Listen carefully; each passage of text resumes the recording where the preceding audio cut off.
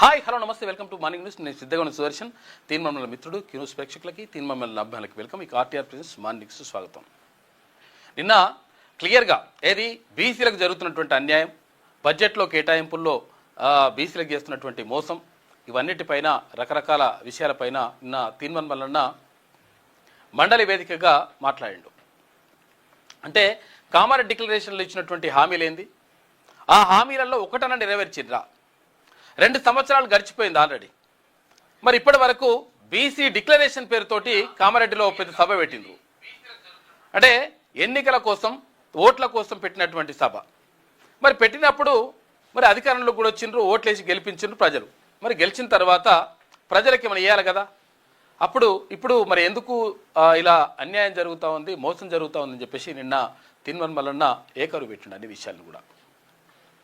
కాబట్టి అంటే అసలు యాక్చువల్గా కొంతమంది మాట్లాడుతూ ఉన్నారు బీసీల కోసం, తర్వాత ఇంకా కొంతమంది ఇంకా కూడా భయపడుతున్నారా, లేకపోతే ఇంకా అసలు మనకెందుకులే అనుకుంటున్నారా, లేకపోతే బీసీలు ఓట్లు ఎందుకు అనుకుంటున్నారా ఏమో తెలియదు. కానీ కొంతమంది మాట్లాడతలేదు, సపడే కూర్చున్నారు. ఇంకా అట్లా నడుస్తూ ఉంది. తర్వాత ఇక్కడ భద్రాచలంలో ఎల్లుండ శ్రీరామనవమి సందర్భంగా ఇది హైకోర్టులో ఇక్కడ దీనిపైన నడుస్తూ ఉంది. ఆయనని భద్రాచలంలో ఉన్నటువంటి రాముణ్ణి రామనారాయణుడు అనన్నా లేకపోతే దశరథ రాముడు అనన్నా అని చెప్పేసి ఒక చర్చ. ఇది ఎవరు తీసుకొచ్చారంటే ఈయన చిన్నజీఆర్ స్వామి ఉన్నాడు కదా, చిన్నజీఆర్ స్వామిని గారిని మనం ఆస్థాన దానిగా పెట్టుకుంటే ఆయన ఏం చేసిండు, అప్పటి వరకు అసలు యాక్చువల్గా కంచర్ల గోపన్న అని కానీ లేకపోతే భక్త రామదాసు కానీ 10,000 వరహాలు అంటే రామచంద్ర అని చెప్పేసి సీతమ్మకు చేయిస్తే 10,000 వరహాలు రామచంద్ర అని చెప్పేసి చింతాకు పథకము రామచంద్ర అంటే దాని గురించి ఆయన ఏది పద్యాలు రాస్తాడు, పాటలు పాడతాడు, తర్వాత గానం వినిపిస్తాడు, అక్కడ గుడి కట్టి ఇవన్నీ కూడా. ఎందుకు నాకు ఇట్లా బాధలు అయిపోయినాయి, మొత్తం కూడా నన్ను తీసుకొచ్చేసి జైలు వేసిండ్రు అని చెప్పేసి ఆయన బాధను చెప్పుకుంటాడు. ఎవరు? కంచర్ల గోపన్న, భక్త రామదాసు. అయితే ఆయన ఎప్పుడు కూడా రామనారాయణుడు అని కానీ ఈ సీతమ్మ వారిని లక్ష్మీదేవి అని కానీ ఎక్కడ కూడా అనలేదు. కానీ చిన్నజీఆర్ స్వామి గారు వచ్చేసి ఈయన పేరు రామనారాయణుడు, సీతమ్మ కాదు, సీతమ్మ పేరు లక్ష్మీదేవి అని చెప్పేసి ఇటువంటి కథ పెట్టిండు. పెట్టిన తర్వాత దాని పెద్ద ఇక ఆ తర్వాత అక్కడ ఉన్నటువంటి అర్చకులు కూడా పెద్ద మనిషి చెప్పిందే కరెక్టు అని చెప్పేసి ఆయన చెప్పినట్టుగానే నడుచుకుంటూ పోయిన తర్వాత తెలంగాణ నుంచి కొంతమంది అర్చకులు కోర్టుకు వెళ్ళిండ్రు. అరే అక్కడ శ్రీరామచంద్రుడు ఉంటే, అంటే దశరథ రాముడు ఉంటే, దశరథ రాముడు కాకుండా రామనారాయణుడు ఎట్లయితాడు, అక్కడ సీతాదేవి ఉంటే లక్ష్మీదేవి ఎట్లయితుందని చెప్పేసి వెళ్ళిండ్రు. అదంతా ఒక రకమైనటువంటి చిచ్చు పెట్టి కూర్చున్నాడు ఒక పెద్ద మనిషి. ఇప్పుడు ఆయన అదొకటి అట్లా నడుస్తూ ఉంది. ఏదేమైనప్పటికీ రేపు మరి శ్రీరామనవమి సందర్భంగా రామనారాయణుడి పేరుతోటి నడుస్తుందా, లేకపోతే పూజలు గోత్రము ఈ రామనారాయణ గోత్రం తీసుకుంటారా, లేకపోతే దశరథ రాముని రఘుకుల నందులు దశరథ రాముని మరి గోత్రం తీసుకుంటారా, ఏం కథ అనే దానిపైన మళ్ళీ చర్చ.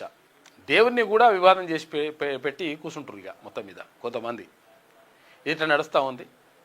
నిన్న సుప్రీంకోర్టు ఒక కీలకమైనటువంటి వ్యాఖ్యలు చేసింది. ఏది మతం మారితే క్రైస్తవంలోంచి కానీ అంటే ఇక్కడ హిందూ మతంలోంచి క్రైస్తవంలోకి కానీ లేకపోతే ఇంకే ఇతర మతంలోకి మారితే,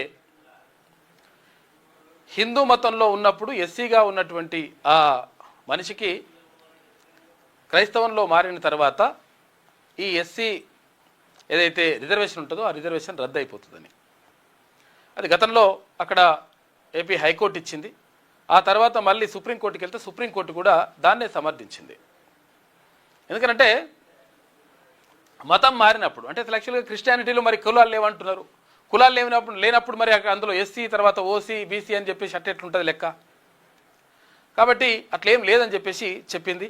దీంతో ఒక రకంగా ఏది మతం మారితే మాత్రం ఒకవేళ మతం మారి తర్వాత మళ్ళీ వెనుకకు వచ్చినాము నేను చెప్పేసి నేను డిక్లరేషన్ ఇచ్చుకుంటా అంటే కూడా కుదరదు. సెల్ఫ్ డిక్లరేషన్ కుదరదు. ఏం చేయాలి మరి? దానికి 3 నిబంధనలు పెట్టింది. అక్కడ ఉన్నటువంటి ఆ కుల పెద్దలందరూ కూడా ఆమోదం తెలిపాలి. ఆయన మా కులంలోకి వచ్చిండని చెప్పేసి అనుకోవాలి. తర్వాత ఇంకా డిక్లరేషన్ ఇవ్వాలి, అట్లా ఓ 3 నిబంధనలు పెట్టింది. అట్లయితే అవకాశం ఉంటుంది. లేకపోతే మతం మారినటువంటి వాళ్లకు ఎవరైతే ఇప్పుడు హిందూ మతం నుంచి క్రైస్తవానికి మతం మారితే 100% ఆ ఎస్సీ రిజర్వేషన్ ఉంటే ఒకవేళ ఆ ఎస్సీ రిజర్వేషన్ రద్దు అయిపోతుంది, బీసీసీలకు వెళ్ళిపోతారు వాళ్ళు. కాబట్టి ఒక ఆయన పిటిషన్ వేసుకున్నాడు, లేదు లేదు నేను ఎస్సీలనే ఉన్నా, నేను మతం మారినా కానీ నేను ఎస్సీలనే ఉంటా అంటే కుదరదు అని చెప్పింది. ఎక్కడ హిందువులో కానీ బౌద్ధంలో కానీ ఇక్కడ సిక్కులలో కానీ ఇవి కాకుండా మిగతా మతాలు ఏ మతాలకు మారినా కానీ 100% అందులో ఉన్నటువంటి మతాలు అదేది కులం రిజర్వేషన్ మారిపోతుందని చెప్పేసి సుప్రీంకోర్టు స్పష్టం చేసింది. దీంతో చాలామందికి అంటే ఒక అర్థమై ఉంటుంది. కొంతమంది ఏం చేస్తుంటారంటే వేరే మతాలకు మారుతారు, పూజలు చేస్తారు, కథా కార్యక్రమం అంతా కూడా ప్రార్థన అన్నీ నడుస్తూ ఉంటాయి. కానీ రిజర్వేషన్ మాత్రం ఎస్సీ రిజర్వేషన్ అనుభవిస్తూ ఉంటారు. కాబట్టి వాళ్ళకి ఎట్టి పరిస్థితుల్లో చెల్లదని చెప్పింది సుప్రీంకోర్టు. పుట్టుకతో ఎస్సీ అయినప్పటికీ మతం మారినరంటే 100% మీ ఏది రిజర్వేషన్ రద్దు అయిపోతున్నటువంటి విషయం కూడా చెప్పింది. ఇక తర్వాత ఇరాన్ తర్వాత ఇటు ఇజ్రాయెల్ అమెరికా యుద్ధం నడుస్తూ ఉంది. ట్రంప్ ఏమన్నాడు, 5 రోజుల విరమణ ప్రకటిస్తున్నాం, యుద్ధాన్ని ఆపేస్తామని చెప్పేసి చెప్పిండు మళ్ళీ బాంబులు వేస్తే వీళ్ళు ఏమో నూకున్నారా అనివే నమ్మకం లేదు మాకు ఎట్లకైనా అని చెప్పేసి వీళ్ళు రెడీగా ఉన్నారు. ఎవరు? ఇరాన్ వాళ్ళు. దాంతో ఇజ్రాయెల్ మీద తర్వాత అమెరికా మీద వాళ్ళు బాంబులు వేసడం మొదలుపెట్టిండ్రు. ఇంకా భీకర యుద్ధం నడుస్తూ ఉంది. దీంతో పెట్రోల్ డీజిల్ కష్టాలు కూడా కొంతవరకు మొదలైనట్టు కనిపిస్తూ ఉంది. ఎందుకంటే అక్కడి నుంచే వస్తాయి, ఎక్కడ అరబ్ కంట్రీస్ నుంచి, తర్వాత ఇక్కడ ఇరాన్ నుంచి, తర్వాత ఖతార్ నుంచి, అక్కడి నుంచి మనకు చమురు నిల్వలు కానీ తర్వాత గ్యాస్ నిల్వలు కానీ అక్కడి నుంచే వస్తాయి మనకు. కాబట్టి వీటి ధరలు పెరుగుతూ ఉన్నాయి. కొన్ని పెట్రోల్ బంకులు మూతపడ్డాయి. అయితే ప్రభుత్వం చెప్తా ఉంది లేదు లేదు అంత మంచిగానే ఉన్నదని చెప్తుంది. కానీ మరి అంత మంచిగానే ఉన్నదని చెప్పినప్పుడు ఒక క్రూడ్ ఆయిల్కి సంబంధించి అంటే ఒక నౌక మనకు ఇక్కడికి వస్తే 50,000 టన్నులు 80,000 టన్నులు అని చెప్తున్నారు కదా, అక్కడ నుంచి ఇక్కడికి వస్తుందని. అది ఒక రోజు మన భారతదేశానికి ఒక రోజుకు సరిపోతుందట. వన్ డేలో ఖతం అయిపోతుంది. మరి ఎన్ని రావాలి అట్లా? కాబట్టి దానికి సంబంధించి కొంతవరకు కొరతున్నటువంటి మాట వాస్తవమే. కానీ కొరత లేదని అయితే చెప్తున్నారు, ప్రభుత్వం అయితే చెప్తుంది కొరత లేదు. కాకపోతే ఏంటంటే ప్రత్యామ్నాయాలు చూసుకోమంటుంది. కొరత లేనప్పుడు ప్రత్యామ్నాయం చూసుకోమని ఎందుకు అనాలి? కాబట్టి కొంతవరకు కొరత ఉన్నది. అయితే ఏది ఏమైనప్పటికీ కొరత ఉందన్న ఉద్దేశంతో మొత్తం ఇక పెట్రోల్ బంకుల కాడ నేను మొత్తం నైట్ అంతా జామ్, కొన్ని పెట్రోల్ బంకులే మూసేసిండ్రు. మూసేయడానికి కారణం ఏంటంటే ఇసలు యాక్చువల్గా ఈ కొరత అని కాదంట. వాళ్ళు ఏమంటున్నారంటే ఒక 50% పైసలు ఇచ్చేస్తే ఇంకా 50% అంటే ఓ 10 లక్షల రూపాయలు ఉంటే 5 లక్షల రూపాయలు కడితే 10 లక్షల రూపాయలకు సంబంధించినటువంటి పెట్రోల్ కానీ డీజిల్ కానీ పంపించేటోళ్ళు. ఇప్పుడు అట్లా లేదు, మొత్తం పైసలు కట్టాలని చెప్పేసి వాళ్ళు చెప్తున్నారట. దీంతో కొన్ని పెట్రోల్ బంకులు కూడా మూసేసే పరిస్థితి వచ్చింది. అయితే ఎట్టి పరిస్థితుల్లో ఈ టైంలో పెట్రోల్ బంకులు మూసేయకూడదు అని చెప్పేసి ప్రభుత్వం ఆదేశాలు జారీ చేసింది. మూసేస్తే వాళ్ళపైన కఠినమైన చర్యలు తీసుకుంటామని చెప్పేసి సివిల్ సప్లైస్ వాళ్ళు చెప్తున్నారు. కాబట్టి పెట్రోల్ డీజిల్కి సంబంధించి ఆందోళన చెందొద్దు. కొంతమంది డబ్బాలలో తీసుకుపోయి ఇంట్లో పెట్టుకుంటారట.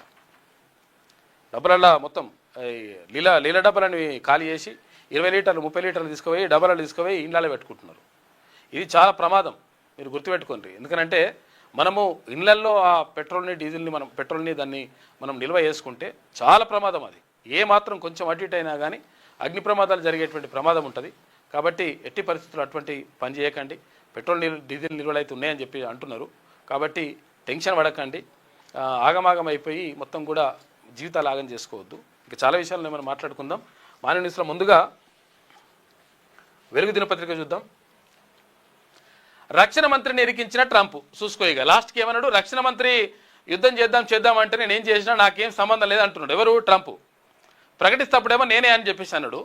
ఇప్పుడు ఇరికాటంలో పడేసరికి అమెరికా మీద కూడా ఇరాన్ గట్టి దాడి చేసేసరికి ఏం చేయాలో అర్థం కాక ఇప్పుడు చెప్తున్నాడు. ఇక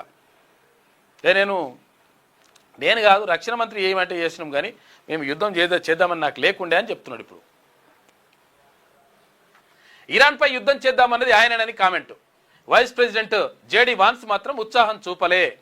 ఇరాన్తో చర్చలు చాలా బాగా జరుగుతున్నాయి అంటూ బాంబులు వేస్తున్నాడు మనోడు. బాంబులు వేస్తే వాళ్ళు కుట్టారు, వాళ్ళు కూడా వేస్తున్నారు. చర్చలు జరుగుతున్నాయి అంటూ బాంబులు వేస్తున్నాడు. ఇదే కథ. మళ్ళా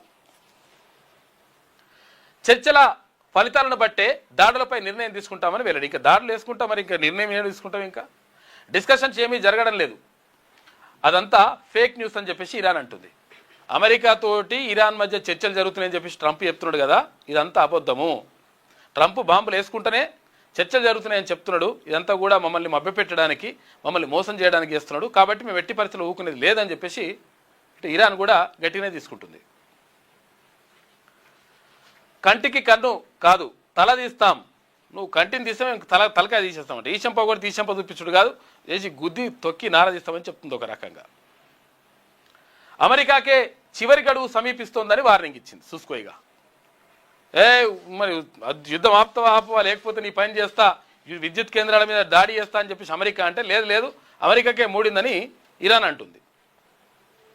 ఇజ్రాయెల్ ఇరాన్ మధ్య కొనసాగిన దాడులు ప్రతిదాడులు.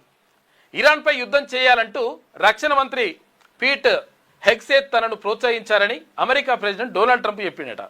ఏమని? ఆయన ప్రోత్సహించడం వల్ల నేను చేస్తున్నా కానీ యుద్ధం చేస్తున్నాను, నాకు యుద్ధం అంటే ఇష్టం లేకుండే అంటున్నాడు. ఎప్పుడు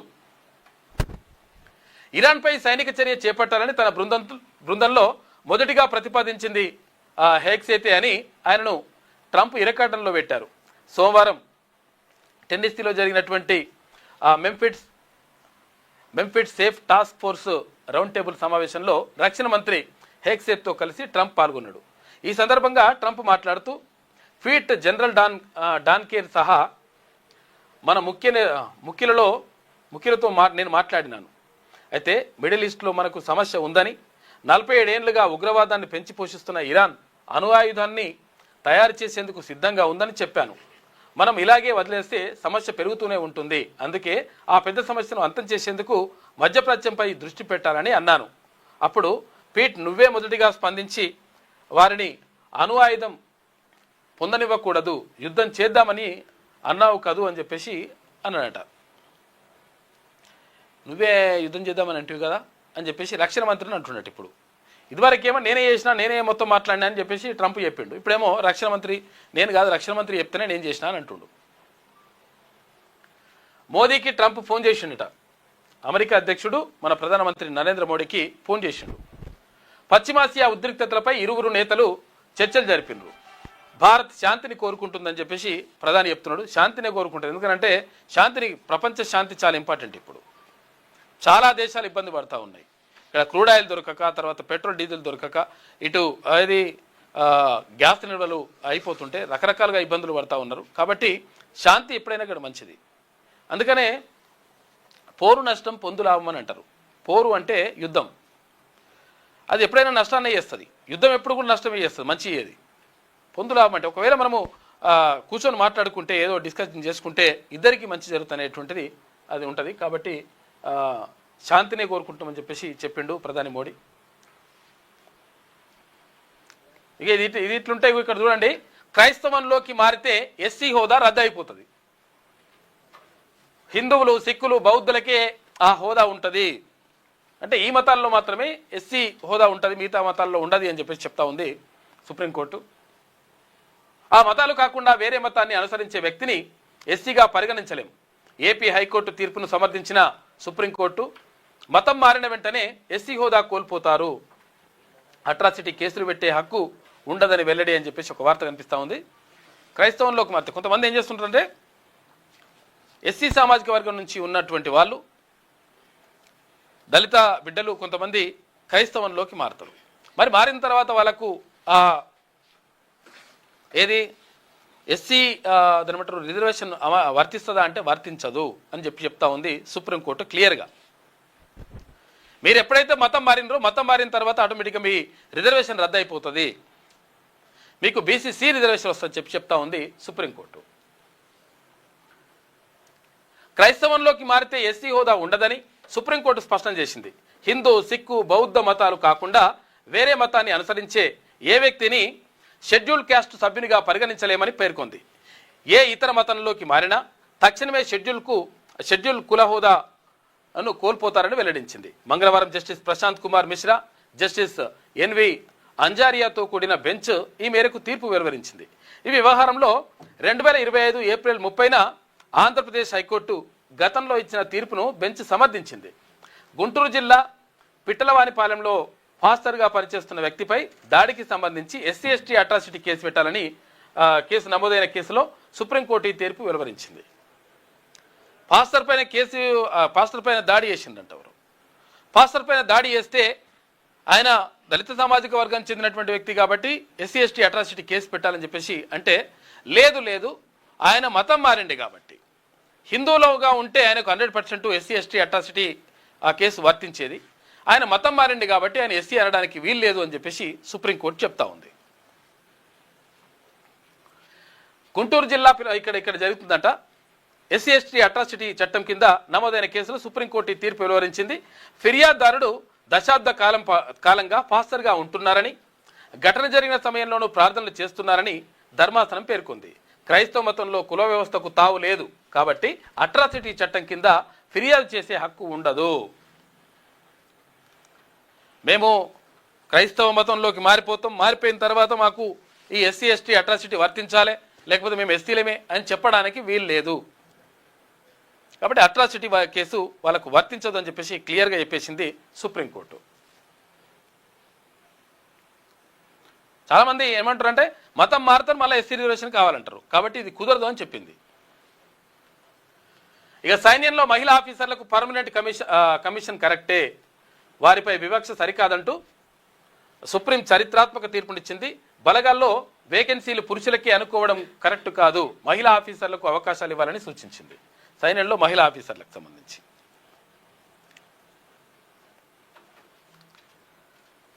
ఇగో పేదలకు మంచి చేస్తే ఓర్స్తలేరట ప్రభుత్వం అంటుంది. బీఆర్ఎస్ ఫ్లోర్ లీడర్కు సభ అంటే గౌరవం లేదు, ప్రజల కోసం పెట్టిన బడ్జెట్ వాళ్లకు కంటగింపుగా ఉంది. 1.15 కోట్ల ఫ్యామిలీలకు 5 లక్షల ప్రమాద బీమా కల్పిస్తే కనిపిస్తలేదు. ఉద్యోగి చనిపోతే 1.20 కోట్ల బీమా భరోసా ఇచ్చినాం. ఇప్పటి వరకు మేము తెచ్చిన అప్పులు 1,59,000 కోట్ల రూపాయలు. మీరు చేసిన అప్పులకు తిరిగి కట్టింది ఎంతనంటే 1,80,000 కోట్లంట. అప్పు చేసిందేమో 1,59,000 కోట్లు అయితే ఇక్కడ పాత అప్పులకు కట్టిందేమో 1,80,000 కోట్లు అని చెప్పి అంటున్నాడు. అసెంబ్లీలో బడ్జెట్ పై రిప్లై ఇచ్చిండు ఎవరు? భట్టి విక్రమార్క. బడ్జెట్ ద్వారా పేదలకు మంచి చేస్తుంటే బీఆర్ఎస్ వాళ్ళు ఓర్వలేకపోతున్నారని, పేదలు బాగుపడితే వాళ్లకు నచ్చదని డిప్యూటీ సీఎం భట్టి విక్రమార్క మండిపడ్డారు.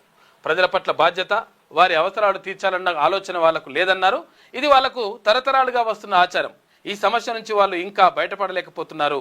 రైతులు, ఉద్యోగులు, విద్యార్థులు ఇలా రాష్ట్రంలో ఏ కుటుంబం గురించి బీఆర్ఎస్ నేతలకు అవసరం లేదు. వారికి ఎవరు కావాలో అర్థం కావడం లేదు అని ఎద్దేవా చేశారు. పేదల కోసం, ఉద్యోగుల కోసం బీమా పథకాలు తెచ్చినా వాళ్లకు పట్టదన్నారు.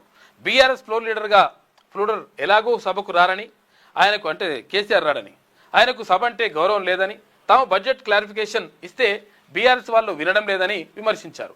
ఇక అసెంబ్లీలో మంగళవారం బడ్జెట్పై డిప్యూటీ సీఎం రిప్లై ఇచ్చారు. ఇప్పటి వరకు తాము 1,59,000 కోట్ల రూపాయలు అప్పు తెస్తే బీఆర్ఎస్ చేసిన అప్పులు, వాటికి వడ్డీలు మొత్తం కలిస్తే 1,80,000 కోట్ల రూపాయలు చెల్లించామని, తాము ఈ లెక్కను చెప్తుంటే సభలో ఉండలేక వాకౌట్ చేసి వెళ్ళిపోవడాన్ని డిప్యూటీ సీఎం తప్పు పట్టిండు. ప్రజల పట్ల బీఆర్ఎస్కు బాధ్యత లేదని చెప్పి డిప్యూటీ సీఎం అంటున్నాడు. ఇక వినే ఓపిక లేక వాకౌట్ చేస్తున్నారట. ఎవరు? బీఆర్ఎస్ వాళ్ళు.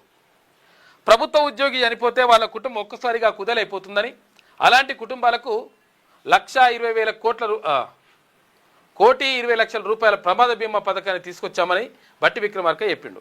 ఇక పైలట్ ప్రాజెక్టుగా విద్యుత్ డిపార్ట్మెంట్లో అమలు చేశామన్నారు. అసిస్టెంట్ లైన్మెన్ తర్వాత ఆర్టిజన్ల కుటుంబాల్లో ఎవరైనా చనిపోతే గత ప్రభుత్వం రూపాయి ఇచ్చిన పాపన ఓలేదని, ఇప్పుడు వారి కుటుంబాలకు ఈ పథకంతో భరోసా దక్కుతుందన్నారు.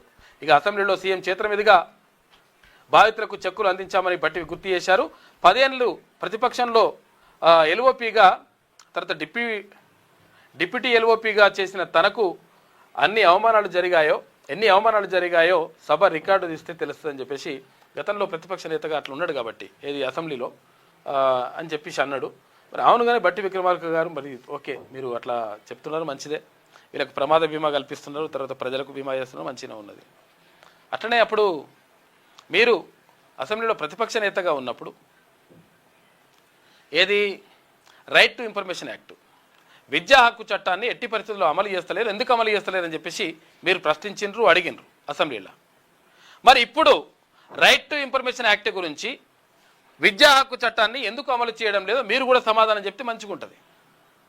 అంటే పేదలంటే మీకు పట్టింపు లేదా?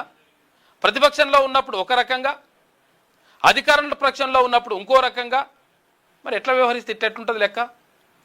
ఇప్పుడు మీ చేతులు ఉంటుంది కదా, రైట్ టు ఇన్ఫర్మేషన్ యాక్టు అమలు చేయొద్దని చెప్పేసి ఎవరని అంటున్నారా? ప్రైవేటు విద్యా సంస్థల్లో 25% సీట్లు ఫ్రీగా ఇవ్వాలనేటువంటి నిబంధన ఉన్నది కదా, దాన్ని అమలు చేయకుండా ఎవరు అడ్డుకుంటున్నారు? మరి మీరు మాట్లాడాలి కదా, దీనిపైన ఒక నిర్ణయం తీసుకోవాలి కదా. ప్రైవేటు విద్యా సంస్థల్లో 25% సీట్లు ఎవరు ఇక్కడ బీసీలకు కానీ లేకపోతే పేద పిల్లలకు ఇవ్వాలనేటువంటి నిబంధనని ఎందుకు పక్కకు పెడుతున్నారు? ఈ విషయం మీద కూడా మీరు క్లారిటీ ఇస్తే మంచిగా ఉంటుంది.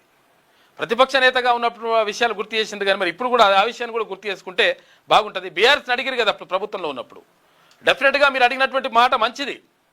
మరి అధికారంలోకి వచ్చిన తర్వాత ఎందుకు మీరు దాని గురించి పట్టించుకుంటలేరు, ఎందుకు మాట్లాడతలేరు? ఈ విషయాలు కూడా ఫస్ట్ ప్రజలు అడుగుతూ ఉన్నారు, చెప్పాలి సమాధానం. బడ్జెట్లో నిధులపై చర్చ రచ్చ, సంక్షేమానికి ఫండ్స్ ఎందుకు తగ్గించారని చెప్పేసి మహేశ్వర్ రెడ్డి అంటున్నాడు. కేంద్రం నుంచి కనీస సహకారం లేదని చెప్పేసి మంత్రులు సీతక్క, పొన్నం ప్రభాకర్, శ్రీధర్ బాబు అంటున్నారు. 8 మంది ఎంపీలు తెలంగాణకు ప్రత్యేకంగా ఏం తెచ్చారని నిలదీత. ఆంధ్ర వాళ్ళు నిధులు తీసుకెళ్తే కళ్ళప్పగించి చూస్తున్నారని ఫైల్ అయినరు. కాంగ్రెస్ చీటింగ్ బడ్జెట్ అన్న మహేశ్వర్ రెడ్డి 10 నెలల కాగ్ లెక్కలతో బండారం బయటపడిందని వెల్లడి. 1,38,000 ఆదాయాన్ని 2,04,000 రూపాయలుగా ఎలా చూపిస్తారని ప్రశ్న. ఇక చీటింగ్ బడ్జెట్ అనడాన్ని ఖండించిండు మంత్రి శ్రీధర్ బాబు. చీటింగ్ అనే పదాన్ని రికార్డుల నుంచి తొలగిస్తామని స్పీకర్ చెప్పిండు. అసెంబ్లీలో గంటన్నరకు పైగా వాడి వేడి చర్చ జరిగింది. ఇది కథ. తర్వాత ఉద్యోగులు తర్వాత ప్రజాప్రతినిధులు ఈవీలు వాడాలి, ఆ దిశగా ప్రోత్సాహకాలు ఇస్తాం మంత్రి పొన్నం ప్రభాకర్ అంటుండు. మరి ప్రజలకు కూడా ఇవ్వాలి కదా, సాధారణ ప్రజలు వాడొద్దా? ఉద్యోగులు తర్వాత ప్రజాప్రతినిధులు మాత్రమే వాడాలనా? సాధారణ ప్రజలు ఒకవేళ ఈవీ ఎలక్ట్రానిక్ వెహికల్స్, కరెంటుతో నడిచేటువంటి వాహనాలు, బైకులు కానీ లేకపోతే కార్లు కానీ కొంటామంటే మరి ప్రభుత్వ ఉద్యోగులకైతే 20% డిస్కౌంట్ ఇస్తూ అంటారు కదా, మరి సాధారణ ప్రజలు కూడా ఎందుకు ఇయ్యరు? సాధారణ ప్రజలు కొనొద్దా? ఉద్యోగులకు 20% డిస్కౌంట్, లీడర్లకు లోన్లు అట. హైదరాబాద్ మరో ఢిల్లీ కాకూడదనే ఈవీలను ప్రోత్సహిస్తున్నామని వెల్లడి. ఈవీని ప్రోత్సహిస్తున్నారు కానీ అందరు కూడా ఇవ్వండి. సిఎస్ డీజీపీతో కలిసి సెక్రటరియట్లో ఎలక్ట్రిక్ వెహికల్స్ పైన ప్రారంభించారట. ప్రభుత్వ ఉద్యోగులు, అధికారులు, ప్రజాప్రతినిధులు ఎలక్ట్రిక్ వాహనాలు వాడాలని, ప్రజలు వాడొద్దా అంటున్నా. ప్రజలే ఎక్కువ ఉంటారు కదా. ప్రభుత్వ ఉద్యోగులు తర్వాత వీళ్ళకి ఇవ్వడం మంచిదే, అధికారులు తర్వాత ప్రజాప్రతినిధులకు ఇవ్వడం మంచిదే. మరి ప్రజలకేమైంది? ప్రజలేం పాపం చేశారు? ప్రజలకి ఇయ్యరా డిస్కౌంట్? ఎలక్ట్రిక్ వాహనాలు వాడాలని, ఇందుకు ప్రభుత్వం తరఫున ప్రోత్సాహకాలు అందిస్తామని రవాణా శాఖ మంత్రి పొన్నం ప్రభాకర్ పేర్కొన్నారు. ప్రభుత్వ ఉద్యోగులకు 10 నుంచి 20% డిస్కౌంట్ ఇవ్వడంతో పాటు ప్రజాప్రతినిధులకు బ్యాంకు నుంచి రుణాలు ఇచ్చేలా చర్యలు తీసుకుంటామన్నారు. ప్రజాప్రతినిధులకు ఇస్తే మరి వాళ్ళు కడతారా మరి అది కూడా చూసుకొని. మంగళవారం సెక్రటరియట్లో ప్రభుత్వ ప్రధాన కార్యదర్శి రామకృష్ణారావు, డీజీపీ శివధర్ రెడ్డితో కలిసి ఉద్యోగులకు ఈవీ వెహికల్స్ ను పొన్నం ప్రభాకర్ ప్రారంభించాడు. ఈ సందర్భంగా మీడియాతో ఆయన మాట్లాడారు. అయితే ఈవీల వినియోగంలో తెలంగాణ, చైనా, నార్వేతో పోటీ పడుతున్నాయని చెప్పారు. హైదరాబాద్లో మరో ఢిల్లీ కాకుండా ఉండేందుకు సీఎం రేవంత్ రెడ్డి ఈవీ వినియోగంపై ప్రత్యేక దృష్టి పెట్టి రాయితీలు అమలు చేస్తున్నారని వెల్లడించారు. రాయితీలు ఇవ్వడం మంచిగా ఉన్నది కానీ సాధారణ ప్రజలకు ఎందుకు ఇయ్యరు? లీడర్లకు ఇయ్యరు, మంచిగా ఉంది, ఓకే. లీడర్లకు బ్యాంకు అప్పు ఇస్తా అంటారు, మంచిదే, సంతోషం. తర్వాత ఇక్కడ ఎవరికి ప్రభుత్వ ఉద్యోగులకు కల్పిస్తూ అంటారు 10 నుంచి 20% డిస్కౌంట్ ఇస్తూ అంటారు, మంచిదే. మరి ప్రజలకు కూడా ఇవ్వాలి కదా అంటున్నా. అవసరం లేదా? ప్రజలకు అవసరం లేదా? ఇక సర్వర్లు మొరాయించినాయంట, రిజిస్ట్రేషన్లకు బ్రేక్ పడ్డది. ఏది? భూముల రిజిస్ట్రేషన్లు. ఆఫీసుల వద్ద జనం పడిగాపులు. వారంలో 2-3 రోజులు ఇదే తీరట. స్లాట్ విధానం అన్లిమిటెడ్ చేయాలనే డిమాండ్ నడుస్తూ ఉంది. రాష్ట్ర వ్యాప్తంగా అంటే స్లాట్లు ఇన్ని స్లాట్లే ఇలా వేస్తాం, రోజుకి ఇన్ని స్లాట్లు మాత్రమే, 30 వేస్తారా, 40 వేస్తారా, 50 వేస్తారా, 100 వేస్తారా అని ఒకటి పెట్టుకున్నారు. అట్లా కాకుండా స్లాట్ విధానం తీసేస్తే ఎప్పుడు పడితే అప్పుడు చేసుకునే అవకాశం ఇవ్వండి అని చెప్పేసి కోరుతున్నారట చాలామంది. రాష్ట్ర వ్యాప్తంగా మంగళవారం రిజిస్ట్రేషన్ల ప్రక్రియకు తీవ్ర ఆటంకం ఏర్పడింది. టెక్నికల్ సమస్య కారణంగా ప్రధాన సర్వర్లు పనిచేయకపోవడంతో ఉదయం నుంచే స్లాట్ బుకింగ్లు, చలాన్ల చెల్లింపులు, భూ బదలాయింపులు నిలిచిపోయినాయి. ఇక వారంలో 2-3 రోజులు ఇదే పరిస్థితి ఉండడంతో సబ్ రిజిస్ట్రార్ కార్యాలయం వద్ద జనం భారీగా వేచి చూడాల్సిన పరిస్థితి ఏర్పడ్డది. ఇదో కథ. ఇక డీలిమిటేషన్, మహిళా రిజర్వేషన్లపై ఆల్ పార్టీ మీటింగ్ పెట్టాలి.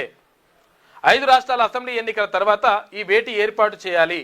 కేంద్రానికి ప్రతిపక్షాల పార్టీల లేఖ రాసినాయి. లేఖపై తృణమూల్ మినహా మిగతా పార్టీలన్నీ కూడా సంతకాలు పెట్టినట్ట. డీలిమిటేషన్, మహిళా రిజర్వేషన్లపై ఆల్ పార్టీ మీటింగ్ పెట్టాలి. డీలిమిటేషన్, మహిళా రిజర్వేషన్ పెట్టాలంటున్నారు కానీ మరి బీసీ రిజర్వేషన్కి సంబంధించి, ఓబీసీ రిజర్వేషన్కి సంబంధించి ఇక్కడ కాంగ్రెస్ పార్టీ, ప్రతిపక్షంలో ఉన్నటువంటి కాంగ్రెస్ పార్టీ అడుగుతలేదు. మరి మిగతా పార్టీలు అడుగుతారు. కొన్ని పార్టీలు అడుగుతాయి కానీ మిగతా పార్టీలు అడుగుతలేవు. ఇదేంది కథ? మరి బీసీల ఓట్లు కావాలి కానీ బీసీల గురించి మాట్లాడరా? ఓబీసీ రిజర్వేషన్ ఉండాలి. మహిళా రిజర్వేషన్లో కూడా ఓబీసీ రిజర్వేషన్ ఎందుకు ఉండకూడదు? మహిళల వర్గాన్ని ఇప్పుడు ఒక ఓసీ లేకపోతే ఒక అగ్రవర్ణాల చెందినటువంటి సామాజిక వర్గానికి చెందినటువంటి ఆయన పోతే ఇప్పుడు ఆయన తర్వాత ఆయన భార్యనో లేకపోతే ఆయన కూతురో లేకపోతే కోడలో వాళ్ళే వస్తారు తప్ప మరి బీసీలకు అవకాశం, ఓబీసీలకు అవకాశం ఉండొద్దా? ఓబీసీ మహిళలకు అవకాశం అవసరం లేదా?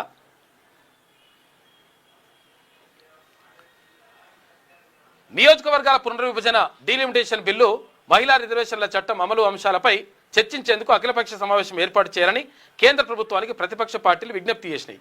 ఈ మేరకు పలు అపోజిషన్ పార్టీలు పార్లమెంటరీ వ్యవహారాల మంత్రి కిరణ్ రిజిజుకు మంగళవారం లేఖ రాసినాయి. ప్రస్తుతం 4 రాష్ట్రాలు, ఒక యూటీలో జరుగుతున్న అసెంబ్లీ ఎన్నికలు ఏప్రిల్తో ముగుస్తాయని, ఆ తర్వాతే ఈ అఖిలపక్ష సమావేశం నిర్వహించాలని కోరారు. నారీ శక్తివందన్ అధినియం 2023 మహిళా రిజర్వేషన్ల చట్టం అమలు కార్యాచరణపై చర్చించేందుకు ప్రధానమంత్రి అధ్యక్షతన సమావేశం ఏర్పాటు చేయాలని ఈ నెల 16న విజ్ఞప్తి చేసినట్లు ప్రతిపక్షాలు లేఖలో గుర్తు చేసినాయి. తృణమూల్ కాంగ్రెస్ మినహా మిగతా అన్ని ప్రధాన ప్రతిపక్ష పార్టీలు నాయకులు ఈ లేఖపై సంతకం చేసిరట. చర్చలు ఫలప్రదంగా సాగాలంటే ప్రభుత్వం ప్రతిపాదించిన సవరణల వివరాలను ముందుగానే పంచుకోవాలని వారు కోరినరు. మొత్తం మీద డీలిమిటేషన్ గురించి అంటే నియోజకవర్గాల పునర్విభజనకు సంబంధించి, ఎందుకంటే నియోజకవర్గాలు పెరుగుతాయట, 50% పెంచాలని చెప్పేసి కేంద్రం అంటా ఉంది. 50% పెంచితే అంటే జనాభా దామాషా ప్రకారం పెంచితే, ఒకవేళ జనాభాని బట్టి పెంచితే మాత్రం ఉత్తర భారతదేశంలో ఎక్కువ పెరిగేటువంటి అవకాశం ఉంటుంది సీట్లు, దక్షిణ భారతదేశంలో తక్కువ పెరిగేటువంటి అవకాశం ఉంటుంది. కాబట్టి ఇదంతా దీనికి కూడా చెక్ పెట్టడానికి కేంద్ర ప్రభుత్వం ఒక నిర్ణయం తీసుకుంది. ఏమని? 50% ఏమైనా ఎన్ని ఉండని. ఇప్పుడు మన దగ్గర 119 ఉన్నాయి కదా, 120 అనుకో, 120 అంటే ఇంకో 60 పెరుగుతాయి. 119 ప్లస్ 60 పెరుగుతాయి. పెరిగితే ఎట్లా పెంచాలని చెప్పేసి 179 అవుతాయి. ఇట్లా పెంచాలని చెప్పేసి నిర్ణయించిందంట కేంద్ర ప్రభుత్వం. దీంతో ఒకటి నడుస్తూ ఉంది చర్చ. ఈ డీలిమిటేషన్కి సంబంధించి ఇట్లా ఉన్నది 33% రిజర్వేషన్ మహిళలకు. తర్వాత ఓకే, మరి ఓబీసీల సంగతి ఏంది? ఇక్కడ ఓబీసీ మహిళల సంగతి ఏంది?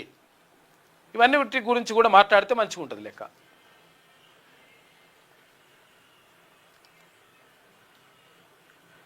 రూపాయి తీసుకొని 30 పైసలు ఇస్తున్నారు. తెలంగాణపై కేంద్రం వివక్ష అని చెప్పేసి గడ్డం వంశీకృష్ణ అంటుండే ఎంపీ, పెద్దపల్లి ఎంపీ. పేదల పొట్టగొట్టి అదానీ అంబానీలకు 1000 కోట్ల పన్ను మినహాయింపులా?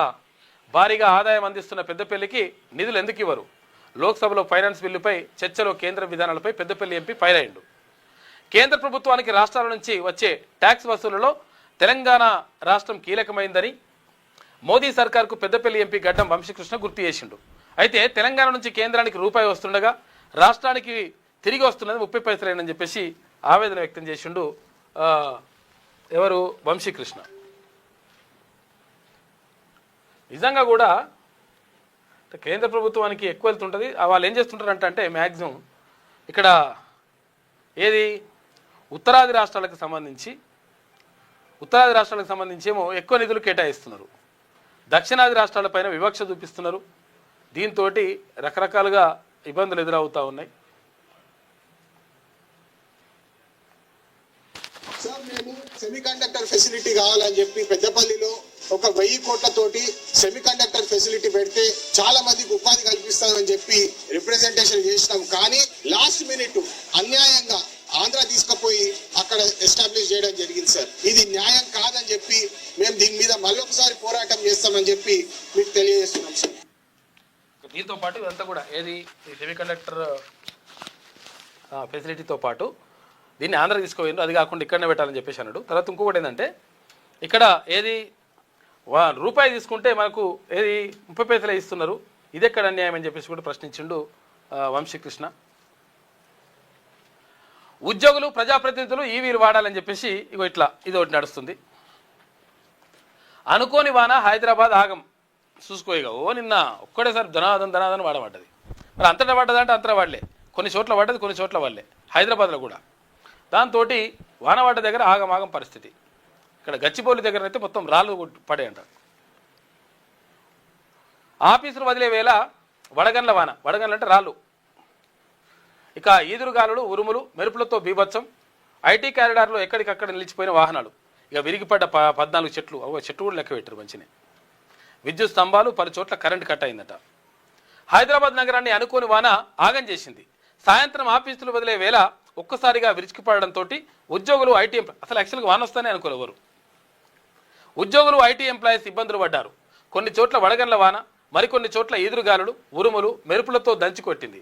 దీంతో ఐటీ కారిడార్తో పాటు పలు ప్రాంతాల్లో ట్రాఫిక్ స్తంభించింది. ఇంకో హైదరాబాద్ కృష్ణానగర్లో రోడ్లో భారీగా నిలిచిన వరద నీరు అని చెప్పేసి అక్కడ చూసుకోవచ్చు మనము.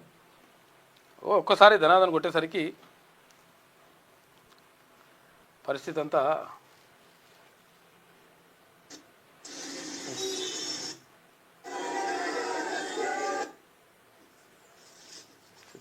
ఏది అంటపోయినట్టుంది.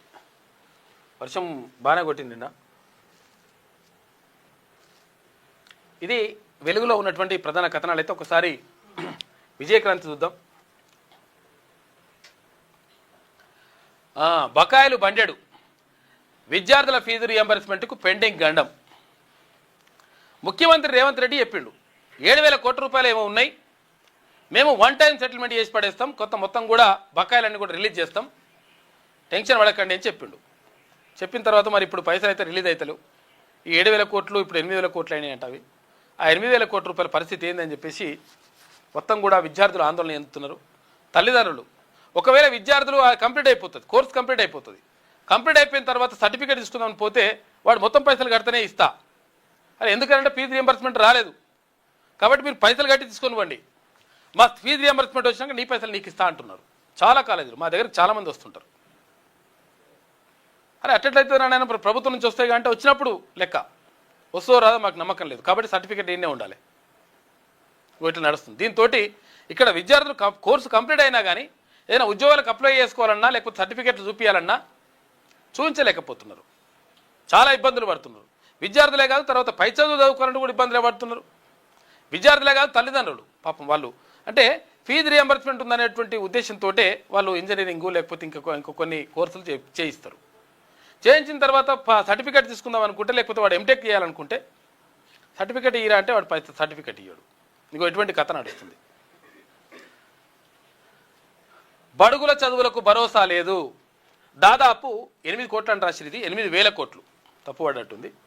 దాదాపు 8,000 కోట్ల రూపాయలకు చేరుకున్న బకాయిలు, ఆర్థిక భారంతో కుదేలవుతున్న విద్యా వ్యవస్థ. ఇక్కడ విడుదల చేస్తున్నారు. ప్రైవేట్ కాలేజీలు పెదవి విరుపు, విద్యార్థుల చదువుపై తీవ్ర ప్రభావం పడుతూ ఉంది అని చెప్పేసి ఒక వార్త కనిపిస్తుంది. 8 కోట్లు అంటే దాని ఇట్లా రిలీజ్ చేసేస్తారు. 8,000 కోట్లు కాబట్టి అట్లున్నది. 8,000 కోట్ల రూపాయలు ఇది. తెలంగాణలో ఫీజు రియంబర్స్మెంట్ బకాయిల సమస్య ప్రస్తుతం రాష్ట్ర ఆర్థిక వ్యవస్థతో పాటు ఉన్నత విద్యారంగాన్ని కుదిపేస్తుంది. ఇక్కడ ఫీజు రియంబర్స్మెంట్ కింద విద్యా సంస్థలకు చెల్లించాల్సిన బకాయిలు 1,000 కోట్లకు చేరుకోవడంతో తీవ్ర సంక్షోభంగా మారింది. 2023-24 ఆర్థిక సంవత్సరం నుంచే ప్రారంభమైన పెండింగ్, పూర్తి స్థాయి చెల్లింపులు జరగకపోవడం, విడతల విధానంలో కొనసాగుతున్న చెల్లింపుల ఫలితంగా బకాయిలు ప్రతి ఏటా పెరుగుతూ ప్రస్తుతం 8,000 కోట్లకు పైగా మోపయ్యాయి. ఒకవైపు పాత బకాయిలు క్లియర్ కాకపోవడం, మరోవైపు ప్రతి ఏడాది కొత్త బిల్లులు చేరడం వల్ల బకాయిల నుంచి ప్రభుత్వం బయటపడలేని పరిస్థితి ఏర్పడ్డది. దీని ప్రభావం కేవలం ప్రభుత్వ ఖజానాకే కాకుండా ప్రైవేటు విద్యా సంస్థలకు ఆర్థికంగా దెబ్బతీస్తూ జీతాలు చెల్లించలేని పరిస్థితుల్లో కొన్ని కాలేజీలు నిజంగా కూడా ఇక అదో కథ నడుస్తుంది. కాబట్టి ఇక్కడ ఏం జరుగుతూ ఉంది, ప్రభుత్వం ఏం చేయాలి? ఫీజు రియంబర్స్మెంట్ ఇస్తా అన్నారు కదా, మరి అది ఇయ్యాలి కదా, అది ఇవ్వకుంటే ఇట్లా అవుతుంది. పరిష్కారం ఎప్పుడు? ఫీజు రియంబర్స్మెంట్ బకాయిలు అంశంపై సీఎం రేవంత్ రెడ్డి గతంలో తీవ్రంగా స్పందించారు. ఫీజు రియంబర్స్మెంట్ పేరుతో బ్లాక్మెయిల్ చేయడం సహించబోమని హెచ్చరించిండు. అయితే ఇది చర్చనీయాంశంగా మారింది. బకాయిలు గణాంకాలపై కూడా సీఎం స్పందిస్తూ కాలేజీలు చెబుతున్న వేల కోట్ల రూపాయల బకాయిలు లేవని, వాస్తవానికి 3,600 కోట్లు, ఇది 1,000 కోట్లు కాదా, 8,000 కోట్ల రూపాయల బకాయిలు ఉన్నాయి. మరి ఏది ఎంత ఉన్నాయో మరి క్లియర్ చేయరాదు బెస్ట్గా. ఎట్టి పరిస్థితుల్లో ఈ బకాయిలు క్లియర్ చేయాల్సిందే. ఎందుకంటే పాపం చాలామంది విద్యార్థులు ఇబ్బంది పడుతున్నారు. ఇక హర్మజును తెరిపిద్దామని చెప్పేసి ఇద్దరు మాట్లాడారట. ట్రంప్, ఏది అమెరికా అధ్యక్షుడు డొనాల్డ్ ట్రంప్ మన ప్రధాని నరేంద్ర మోడీ గారికి ఫోన్ చేసిండట. ఫోన్ చేసి మాట్లాడిండు. ప్రధాని మోడీకి అమెరికా అధ్యక్షుడు ట్రంప్ ఫోన్ కాల్. శాంతి పునరుద్ధరణకు భారత్ సంపూర్ణ మద్దతు ఇస్తుందని మన నరేంద్ర మోడీ గారు చెప్పిండ్రు. క్రైస్తవంలోకి మారితే ఎస్సీ హోదా కోల్పోతారు. హిందూ, బౌద్ధం, సిక్కు మతం స్వీకరిస్తేనే ఎస్సీ హక్కులు ఉంటాయి. ఎందుకంటే ఈ మతాల్లో ఎస్సీ అని చెప్పేసి కేటగిరీ ఉంది కాబట్టి దీంట్లో ఉంటుంది. క్రైస్తవంలో కులాలు లేవు అని చెప్తారు కాబట్టి వాళ్ళు చెప్తారు కాబట్టి 100% అది వర్తించదు. ఈ పాస్టర్లు, తర్వాత ఇక్కడ వరతే ఫాదర్లు వీళ్ళు ఉంటారు కదా, లేకపోతే అందులో మతం మారిన వాళ్ళు ఉంటారు కదా, వాళ్ళకు ఎస్టీ రిజర్వేషన్ వర్తించదు. అట్రాసిటీ కేసులు వాళ్ళకు వర్తించే అని చెప్పేసింది క్లియర్గా సుప్రీంకోర్టు. క్రైస్తవంలో కుల వ్యవస్థ లేదు. పాస్టర్గా పనిచేస్తున్న వ్యక్తి పిటిషన్పై ఏపీ హైకోర్టు తీర్పును సమర్థించింది సుప్రీంకోర్టు. ఇక హామీలతో వంచన, కాంగ్రెస్ విద్యా వ్యతిరేక విధానాలు, ఫీజు రియంబర్స్మెంట్ బకాయిలు ఎక్కడ, జాబ్ క్యాలెండర్ ఊసేది, విద్యారంగానికి ఇక ముగింపేనా, బీఆర్ఎస్వి అసెంబ్లీ ముట్టడి ఉద్రిక్తమైంది, పలువురిని అరెస్ట్ చేసిండ్రు. బీఆర్ఎస్వి రాష్ట్ర అధ్యక్షుడు గెల్లు శ్రీనివాస్ యాదవ్ తదితరులను అరెస్ట్ చేస్తున్నారు పోలీసులు.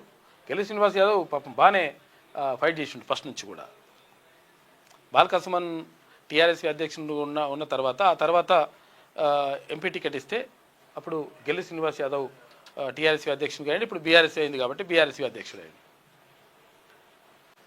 హామీలతో వంచన, కాంగ్రెస్ విద్యా వ్యతిరేక విధానాలు, ఫీజు రియంబర్స్మెంట్ బకాయిలు ఎక్కడ, జాబ్ క్యాలెండర్ ఏది ఊసేది, విద్యారంగానికి ముగింపేనా అని చెప్పేసి బీఆర్ఎస్వి అసెంబ్లీ ముట్టడికి ప్రయత్నం చేసింది. నిన్న అరెస్ట్ చేసిండ్రు.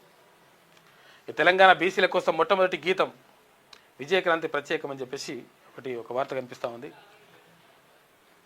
ఇక హైదరాబాద్లో 2,250 కోట్ల రూపాయల పనులతో ప్రత్యేక కార్యాచరణ, ప్రణాళికాబద్ధంగా ముందుకెళ్లాలి, మహానగరాన్ని విశ్వనగరంగా తీర్చిదిద్దుదాం, 60,000 కోట్ల రూపాయల ఆదాయం సమకూరుస్తున్న తెలంగాణపై కేంద్రం చిన్న చూపే, ప్రతిపక్ష సభ్యులు అసత్య ప్రచారం మానుకోవాలని చెప్పేసి మంత్రి శ్రీధర్ బాబు అంటూ ఉన్నాడు. 2,250 కోట్ల రూపాయలతోటి ప్రత్యేక కార్యాచరణ చేస్తున్నట్టు. ఎందుకంటే ఇప్పుడు జిహెచ్ఎంసీ ఎన్నికలు ఉన్నాయి కదా, ఇవి వాటికి ఇప్పుడు అందులో కొంచెం గెలవాలి, తర్వాత కొంచెం అనుకూలంగా రావాలంటే ఏం కావాలి, కేటాయింపులు జరగాలి, అభివృద్ధి కార్యక్రమాలు. ఎల్పీజీ కొరతతో ఇబ్బందులు, ప్రజలను మభ్యపెడుతున్న ప్రభుత్వాలు, కొరత లేదని కేంద్రం, సప్లై లేదని రాష్ట్రం. BRS working president KT Rama Rao అంటున్నాడు. కేంద్రం ఓ మాట చెప్తుంది, రాష్ట్రం ఓ మాట చెప్తుంది. గన్ పార్క్ వద్ద బీఆర్ఎస్ ఎమ్మెల్సీలు నిరసన దీక్ష చేసిండ్రు. కేంద్రం చెబుతోంది కొరత లేదు, రాష్ట్రం చెబుతోంది సప్లై లేదు, ఏది నిజమని చెప్పేసి ప్రజలకు చెప్పాలని ఇక్కడ సవితా ఇంద్రారెడ్డి అందరు కలిసి బీఆర్ఎస్ ఎమ్మెల్యేలు మొత్తం కూడా వెళ్ళి నిరసన చెప్పిండ్రు.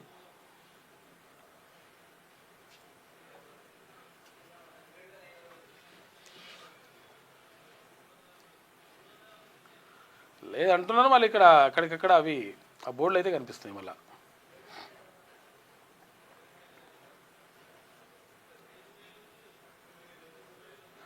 ఇందాక బీఆర్ఎస్సీ నాయకులు అసెంబ్లీ ముట్టడికి సంబంధించి వాళ్ళని అరెస్ట్ చేసింది.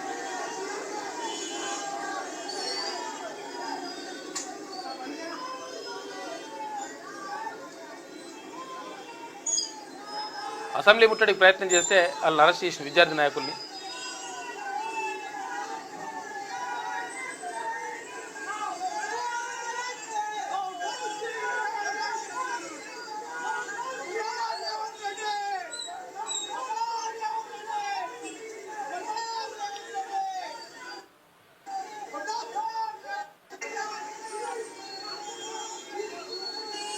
అసెంబ్లీ ముట్టడికి ప్రయత్నం చేసిండ్రు బీఆర్ఎస్ నాయకులు.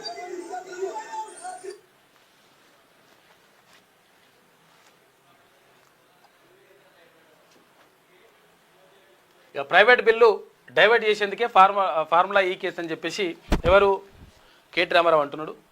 నాపై కక్షతో అధికారులను వేధించడం సరికాదు, బీఆర్ఎస్ వర్కింగ్ ప్రెసిడెంట్ కె తారక రామారావు. ఇంకో ఇట్లా ఆయన పేరు కేసు పెట్టింది కేసు కాదట, అట్లున్నది కథ. చెప్పేది ఒకటి చేసేది ఒకటి. బడ్జెట్లో బీసీల కేటాయింపులు ఒకలా, ఖర్చు మరోరా. ఎక్కడ మొదటి 2 బడ్జెట్లలో 21,113 కోట్ల రూపాయలు ఖర్చు చేసి ఏది కేటాయించిండ్రు. ఖర్చు చేసింది మాత్రం 5,500 కోట్లు మాత్రమే. బీసీ సప్లాన్ ఎటువాయే. శాసన మండలిలో బీఆర్ఎస్ సభ్యులు ఎమ్మెల్సీ తీన్మాన్ మల్లన్న నిరసన వ్యక్తం చేసిండ్రు. నిన్న మల్లన్న మాట్లాడండి గట్టిగా. బీసీలకు బడ్జెట్ కేటాయింపులు ఒకలా ఉంటే ఖర్చు మరోలా ఉంటుందని శాసన మండలిలో ఎమ్మెల్సీ తీన్మాన్ మల్లన్న నిరసన వ్యక్తం చేశారు. ఇక్కడ బీసీలకు బడ్జెట్ కేటాయింపులపై బీఆర్ఎస్ ఎమ్మెల్సీలు పోడియం దగ్గర వెళ్లి నిరసన వ్యక్తం చేశారు. కాంగ్రెస్ ప్రభుత్వం బీసీల సంక్షేమ విషయంలో చెప్పేది ఒకటి చేసేది ఒకటని, బీసీలకు ఎన్నికల్లో ఇచ్చిన హామీలను అమలు పరచడంలో విఫలమైందని వారు విమర్శించారు. బీసీ సప్లాన్ను అమలు చేస్తామని 2.5 ఏళ్ళు అవుతున్నా అమలుకు నోచుకోవడం లేదని వారు ప్రభుత్వానికి వ్యతిరేకంగా నినాదాలు చేసిండ్రు. 2 ఏళ్లలో 2,02,298 మంది బీసీ విద్యార్థులకు స్కాలర్షిప్లను కాంగ్రెస్ ప్రభుత్వం ఎగ్గొట్టిందని సోషియో ఎకనామిక్ అవుట్లుక్ నివేదికల్లో స్పష్టంగా ఉందని ఎమ్మెల్సీ తీన్మాన్ మల్లన్న తెలిపారు. ఇక 2,44,766 మందికి స్కాలర్షిప్ ఇచ్చారని చెప్పారని అయితే తాజా బడ్జెట్లో మాత్రం కేవలం 42,468 మందికి మాత్రమే ఇచ్చారని అన్నారు. అయితే మంగళవారం శాసన మండలిలో ప్రశ్నోత్తరాల సమయంలో బీఆర్ఎస్ సభ్యుడు మధుసూనాచారి మాట్లాడుతూ ప్రభుత్వం ప్రవేశపెట్టిన బడ్జెట్కు ఖర్చులకు పొంతన లేదని ఆగ్రహం వ్యక్తం చేశారు. ఏటా బీసీ సంక్షేమం కోసం 20,000 కోట్లు కేటాయిస్తామని ఎన్నికల్లో హామీ ఇచ్చి దాన్ని అమలు చేయడం లేదన్నారు. కాంగ్రెస్ ప్రభుత్వం మొదటి 2 బడ్జెట్లలో 21,113 కోట్ల రూపాయలు కేటాయించి అందులో ఖర్చు చేసింది మాత్రం 5,000 కోట్లు.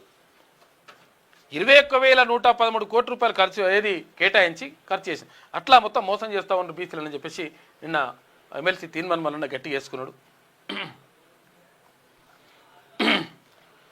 మాధవీలత వీడియో కలకలమంట. ఏది బీజేపీ ఆమెది.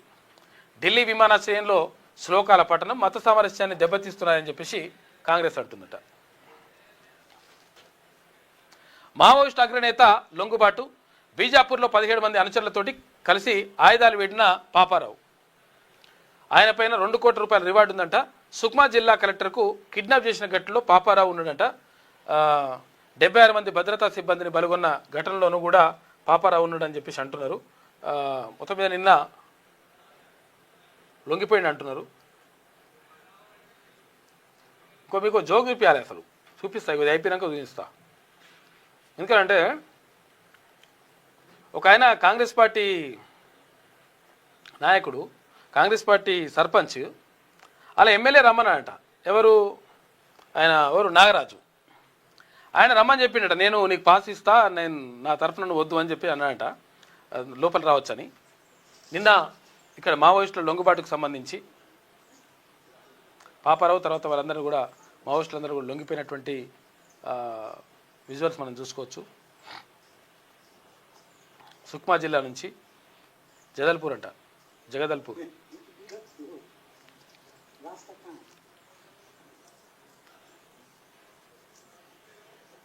జనజీవన స్రవంతిలోకి వచ్చేసిండ్రు మావోయిస్టులు కొంతమంది. మళ్ళా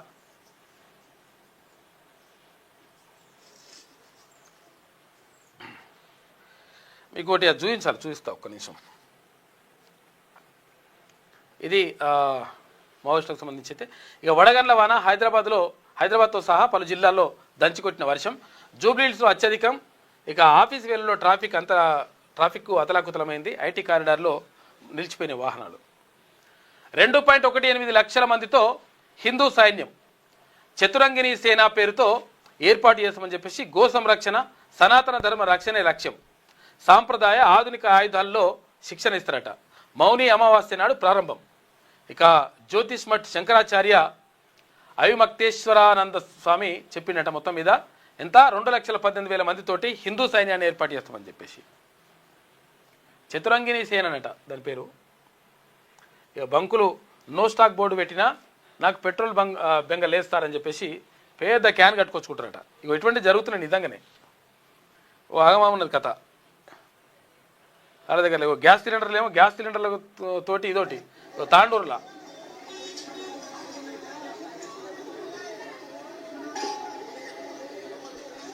గ్యాస్ లేక ఈడ బాధ. అంటే గ్యాస్ ఉన్నా కానీ కొంతమంది ఏం చేస్తున్నారంట అంటే అయిపోతుంది మీకు దొరకదేమో అని చెప్పేసి ముందే తెచ్చుకుంటారట, దాంతో కూడా ఇబ్బంది అవుతుందని అంటున్నారు. ఈ తాండూరు దగ్గర గ్యాస్కి సంబంధించి ఉంటే ఇగో నో స్టాక్ బోర్డులు పెడుతున్నారు. హైదరాబాద్ చేవెళ్ల పరిధిలో కొన్ని చోట్ల దర్శనమిస్తున్న బోర్డులు ఇట్లా ఏది పెట్రోల్ డీజిల్ లేదని. ఉప్పల్, మల్లాపూర్, గట్కేసర్, అత్తాపూర్ లాంటి చోట్ల నో పెట్రోల్ బోర్డులు పెడుతున్నట్టు ఇట్లా ఇట్లా పెట్రోల్ లేదని చెప్పేసి క్లోజ్ చేసేస్తారు ఏవి పెట్రోల్ బంకులు.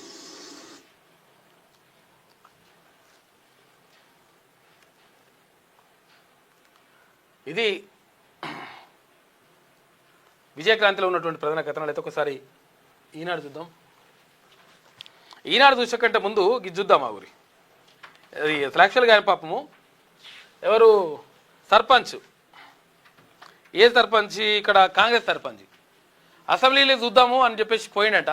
పోతే కొంతమంది పోయినట. పోతే నిరసన చెప్తారు కాబట్టి వేరే వాళ్ళని అరెస్ట్ చేస్తుంటే నన్ను అరెస్ట్ చేస్తారా? అరే నేను కాంగ్రెస్ నేను కాంగ్రెస్ ఎంపీ సర్పంచ్ అని చెప్పేసి ఆయన పాపం బాధపడుతున్నాడు. ఆ బాధ కాదు అసలు చూడరి. కాంగ్రెస్ పార్టీ సర్పంచులం అసెంబ్లీ గ్యాలరీకి వచ్చినాం. ఎమ్మెల్యే గారు పాసులు పంపుతుండు. మేము లోపలికైతే మమ్మల్ని అరెస్ట్ చేస్తారని టీఆర్ఎస్ కమ్మపల్లి సత్యనారాయణ మానకోట ఎమ్మెల్యే మన మానకోట కాన్స్టిట్యున్సీ మీ కాంగ్రెస్ పార్టీలో మమ్మల్ని అరెస్ట్ చేస్తుడు ఏందన్న అసెంబ్లీకి అయితే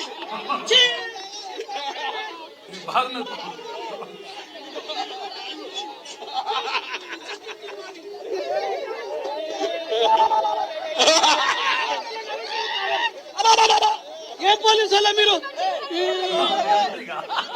మేము కాంగ్రెస్ పార్టీ పాసులు పెట్టుకుని మీ కాంగ్రెస్ పార్టీ సర్పంచ్ ఎమ్మెల్యే గారు పాసులు పంపుతుండు. మేము లోపలికైతే మమ్మల్ని అరెస్ట్ చేస్తారని టీఆర్ఎస్ కమ్మపల్లి సత్యనారాయణ గ్యాలరీ పాసులకు మేము పాసులు పెట్టుకుని మీ కాంగ్రెస్ పార్టీ సర్పంచులం అసెంబ్లీ గ్యాలరీకి వచ్చినాం. ఎమ్మెల్యే గారు పాసులు పంపుతుండు. మేము లోపలికైతే మమ్మల్ని అరెస్ట్ చేస్తారని టీఆర్ఎస్ కమ్మపల్లి సత్యనారాయణ మానకోట ఎమ్మెల్యే మన మానకోట కాన్స్టిట్యున్సీ మీ కాంగ్రెస్ పార్టీలో మమ్మల్ని అరెస్ట్ చేస్తుడు ఏందన్న అసెంబ్లీకి అయితే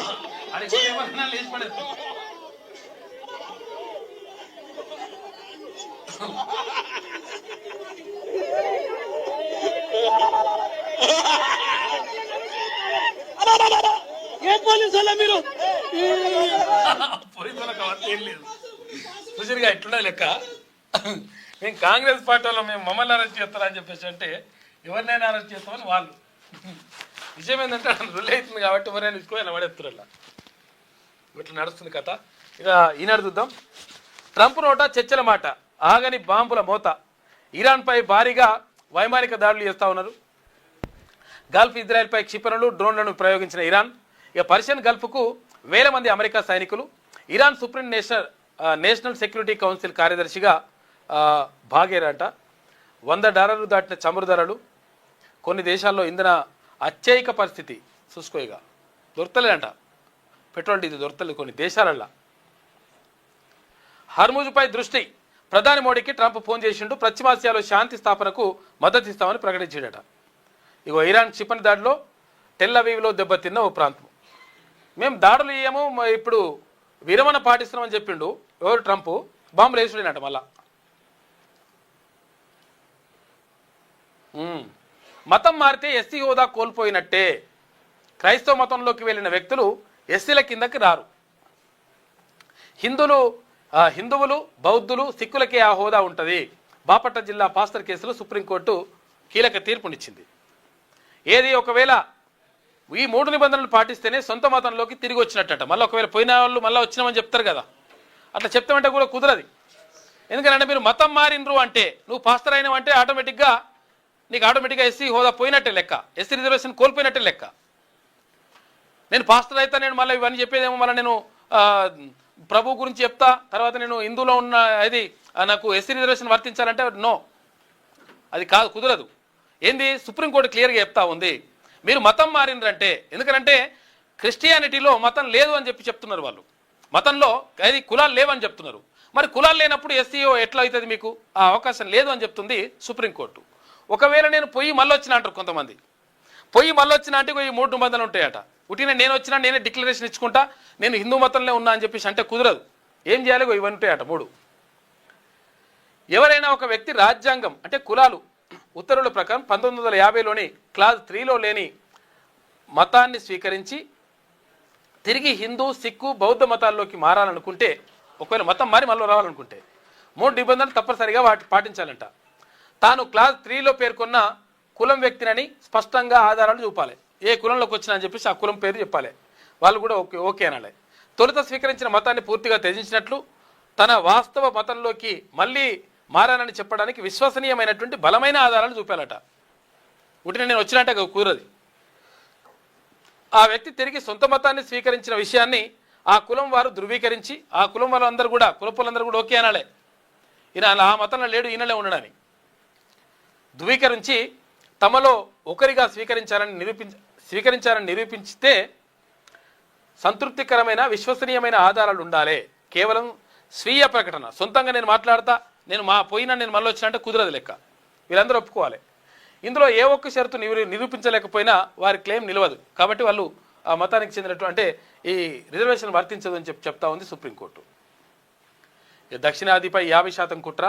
ఇదే జరిగితే ఈ ప్రాంతంతో అవసరం ఉండదు. ఉత్తరాదిలోని 4 రాష్ట్రాల ఎంపీల సీట్లతో కేంద్రంలో అధికారంలోకి రావచ్చు. డీలిమిటేషన్పై పోరాటానికి సిద్ధం కావాలి.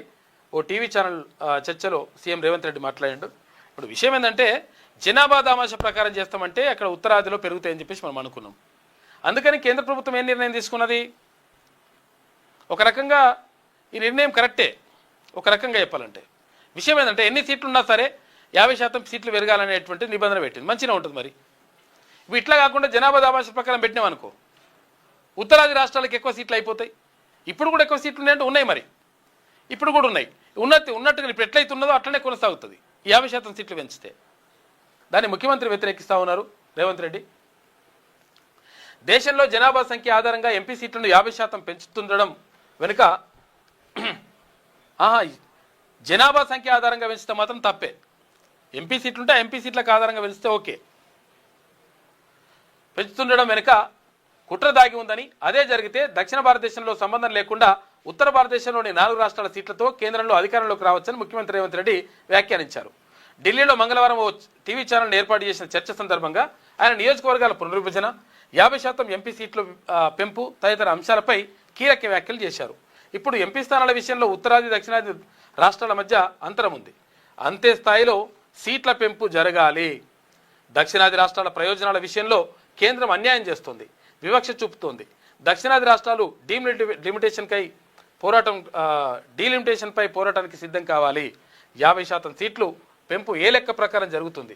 అలా సీట్ల పెంపు అనేది దక్షిణాది రాష్ట్రాలపై ఫైనల్ బుల్లెట్. ఈ పద్ధతిలో తమిళనాడు, పుదుచ్చేరి ఇప్పుడున్న 40 ఉంటే 60 అవుతాయి. అదే యూపీలో 80 ఉంటే 120 అవుతాయి. అలా మధ్యప్రదేశ్, యూపీ, రాజస్థాన్, బీహార్ ఈ 4 రాష్ట్రాలు కలిస్తే కేంద్రంలో అధికారంలోకి వచ్చేయచ్చు అని అంటున్నాడు. ఇప్పుడు కూడా పరిస్థితి అట్లే ఉన్నది. ఇప్పుడు తక్కువేం లేదు.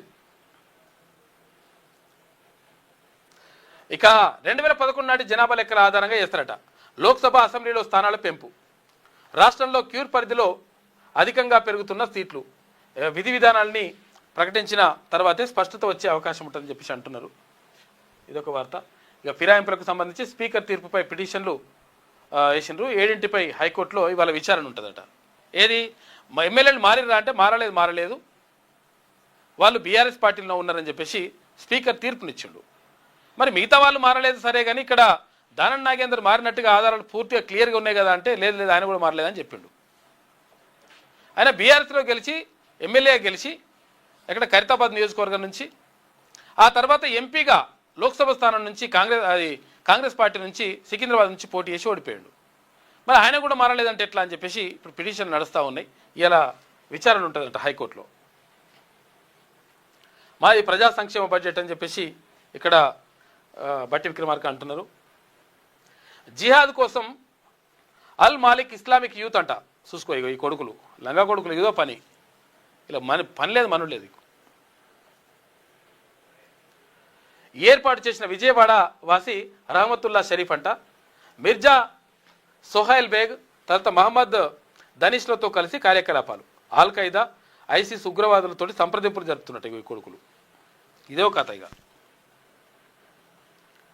ఈ జిహాదేంద్ర నాయన ఇప్పుడు అసలు యాక్చువల్గా మంచిగా మనిషిలాగా బతకాలి, మంచిగా ఉండాలి ఎట్లని చెప్పేసి కోరుకోవాలి. కానీ ఏం కథలు ఇవి? ఉగ్రవాద సంస్థలతోటి చేతులు కలిపి మొత్తం దేశాన్ని అల్లకల్లోలం చేసేటువంటి కుట్రలు ఇవి.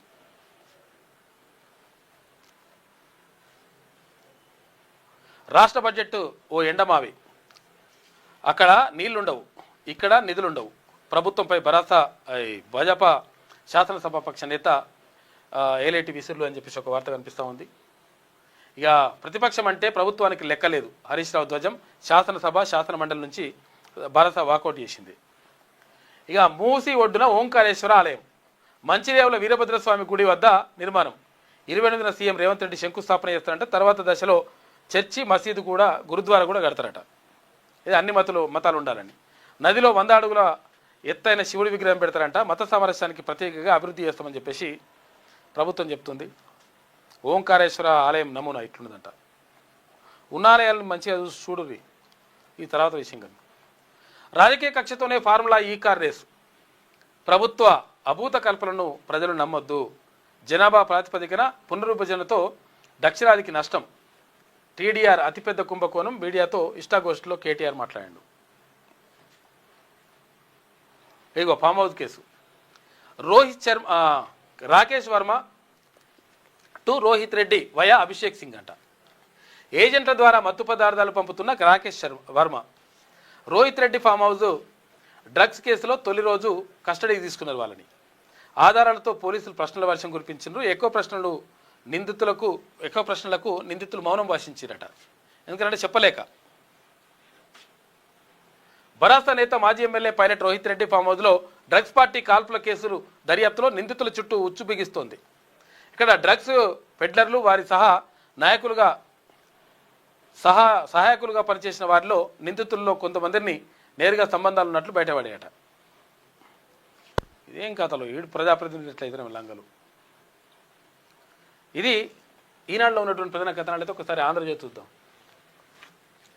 బీఆర్ఎస్తో పొత్తు తప్పేంటి అని చెప్పేసి ఇక్కడ బీజేపీ ఎమ్మెల్యే అంటున్నాడు. రాజకీయాల్లో కలవడం విడిపోవడం సహజం. నడిచేందుకు ఓ కాలు ఇబ్బందిగా ఉంటే మరొకరి సాయం తీసుకుంటాం కదా. బీఆర్ఎస్తో కలిసి పోటీ చేస్తే తెలంగాణలో అధికారంలోకి రావచ్చు. మీడియాతో చిట్చాట్లో బీజేపీ ఎమ్మెల్యే రాకేష్ రెడ్డి అంటుండు. మరి ఏందో ఇది కథ.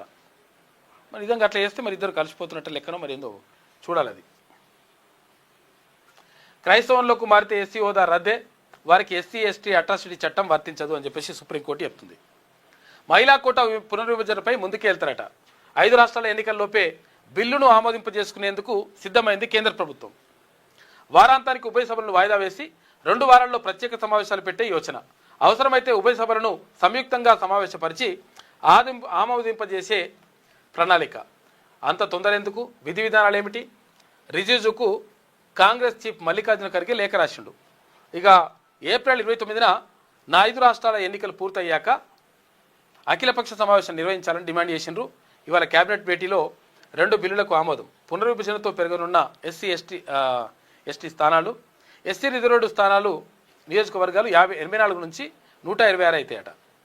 ఇక 47 నుంచి 70కి పెరగనున్న ఎస్టీ నియోజకవర్గాలు 1 నుంచి 2 స్థానాలే ఉన్న చోట రొటేషన్లో మహిళలకు సీట్లు ఇస్తారట. 50 ఏళ్ల తర్వాత పునర్విభజన. గతంలో 1952లో జరిగింది. ఏది నియోజకవర్గాల పునర్విభజన? 1963లో జరిగింది, 1973లో జరిగింది. 3 సార్లు నియోజకవర్గాల పునర్విభజన జరిగింది. 1976లో నిలిపేసింది ఇందిరాగాంధీ. 2002లో చేపట్టిన ఇక సీట్లు పెరగలేదు, అట్లనే ఉన్నాయి. కాబట్టి ఈ నియోజకవర్గాల పునర్విభజన 2026లో జరుగుతుందని చెప్పేసి అనుకున్నారు.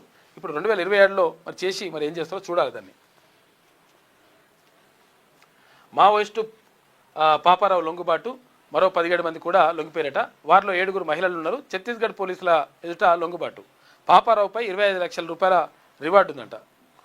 అలా 2 కోట్లు అని రాసినట్ల విజయక్రాంతిలో.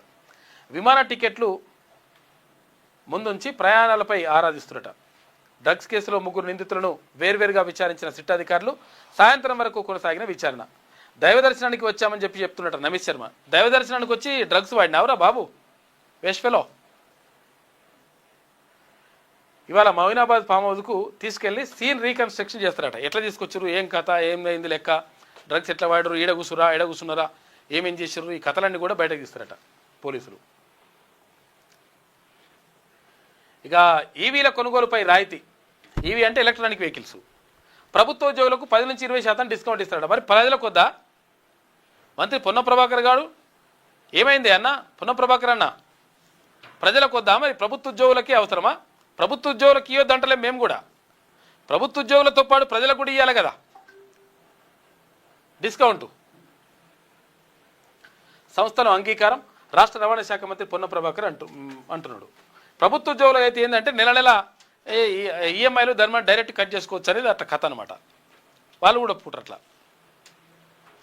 సోనియాకు అస్వస్థత. ఢిల్లీలోని గంగారాం ఆసుపత్రిలో చేరిన కాంగ్రెస్ అగ్రనాయకురాలు తల్లి వెంట రాహుల్ గాంధీ, ప్రియాంక గాంధీ ఉందంట. సోనియా ఆరోగ్యం నిలకడగా ఉందని వైద్యులు చెప్తున్నారు. 50% పెంపు ఏ లెక్కన? దక్షిణాది అవసరం లేని కేంద్ర పాలన దిశగా కుట్ర అని చెప్పేసి ముఖ్యమంత్రి రేవంత్ రెడ్డి ఆరోపిస్తూ ఉన్నారు. ఉత్తరాది కోసమే లోక్సభ నియోజకవర్గాల పెంపు. బీజేపీలోనూ దక్షిణాది వివక్షే. సొంత నేతలకే అవమానం. హోంశాఖ వంటి పదవులు దక్షిణాదికి ఎందుకు ఇవ్వరు? వెంకయ్యనాయుడిని రాష్ట్రపతి ఎందుకు ఇవ్వలేదు? పార్టీ కోసం పనిచేసిన వ్యక్తిని ఢిల్లీ నుంచి ఎందుకు పంపించేస్తారు? ఢిల్లీలో జరిగిన చర్చా కార్యక్రమంలో నిన్న ముఖ్యమంత్రి రేవంత్ రెడ్డి మాట్లాడాడు. ఇక 20 నిమిషాల్లో లాభం 840 కోట్లట. అమెరికాలో గుర్తు తెలియని పెట్టుబడిదారులకు ట్రేడింగ్లో భారీ లబ్ధి జరిగిందట. చూసుకో ఎట్లుండదో. చమురు, S&P 500 ఫ్యూచర్స్పై భారీ పెట్టుబడులు పెట్టినట. ఇరాన్పై దాడులు ఆపుతామని ట్రంప్ ప్రకటించడంతో కొద్దిసేపటికే లావాదేవీలు పెరిగిపోయింది. ఇరాన్పై యుద్ధం వేళ అమెరికాలో ఇన్సైడర్ ట్రేడింగ్ అనుమానాలు వ్యక్తమవుతున్నాయట. బంకులు ఖాళీ. వదంతులతోటి బంకులు ఖాళీ అయినట్టున్నాయి. ఇక పెట్రోల్ దొరకదు, డీజిల్ దొరకదని చెప్పడంతో మొత్తం పోయి లైన్లు కట్టిరు. పెట్రోల్ ఉండదని చెప్పేసి ప్రభుత్వం అంటున్నది. ఇక్కడనేమో ఇట్లా పరిస్థితి నడుస్తుంది. కాకపోతే కొన్ని పెట్రోల్ బంకులు మూసేస్తున్నారు. మూసేసరికి ఇలా అనుమానం అవుతుంది పబ్లిక్కి. అరే మూసేస్తున్నారు, మరి ఉంటుందా, దొరకదా, మరి పరిస్థితి ఏందని. కొంతమంది డబలాలు నింపుకుపోతారు. ఈ డబలాలు నింపుకుపోతే చాలా డేంజర్, మీరు అర్థం చేసుకోరు. ఎందుకంటే ఇళ్ళలో పెట్టిననుకో ప్రమాదాలు జరుగుతాయి. ఎండాకాలం ఉట్టినే ఎండకు కూడా ఈ అగర్కు కూడా దాని మొత్తం అవి అగ్ని ప్రమాదాలు జరుగుతాయి. చిన్నపిల్లలు ఉంటారు, జాగ్రత్తగా ఉండండి. ఇప్పుడు మీరు ఏంది జస్ట్ గ్యాస్ ముట్టిస్తుంటే కూడా జస్ట్ ఇట్లా అంటే బగ్గు అంటది, ఇల్లే కాలిపోతుంది. అట్లా డబలాలు నింపుకొని పోకురి. బంకులు ఖాళీ, వదంతులతోటి అదనపు కొనుగోలట.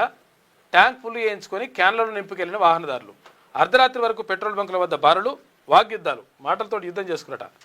కిలోమీటర్ల మేర ట్రాఫిక్ జామ్ అయింది. రంగంలోకి దిగిన పోలీసులు. బైక్ సర్వీసులు, స్విగ్గీ, జొమాటో డెలివరీ పైన ఎఫెక్ట్ పడుతుంది.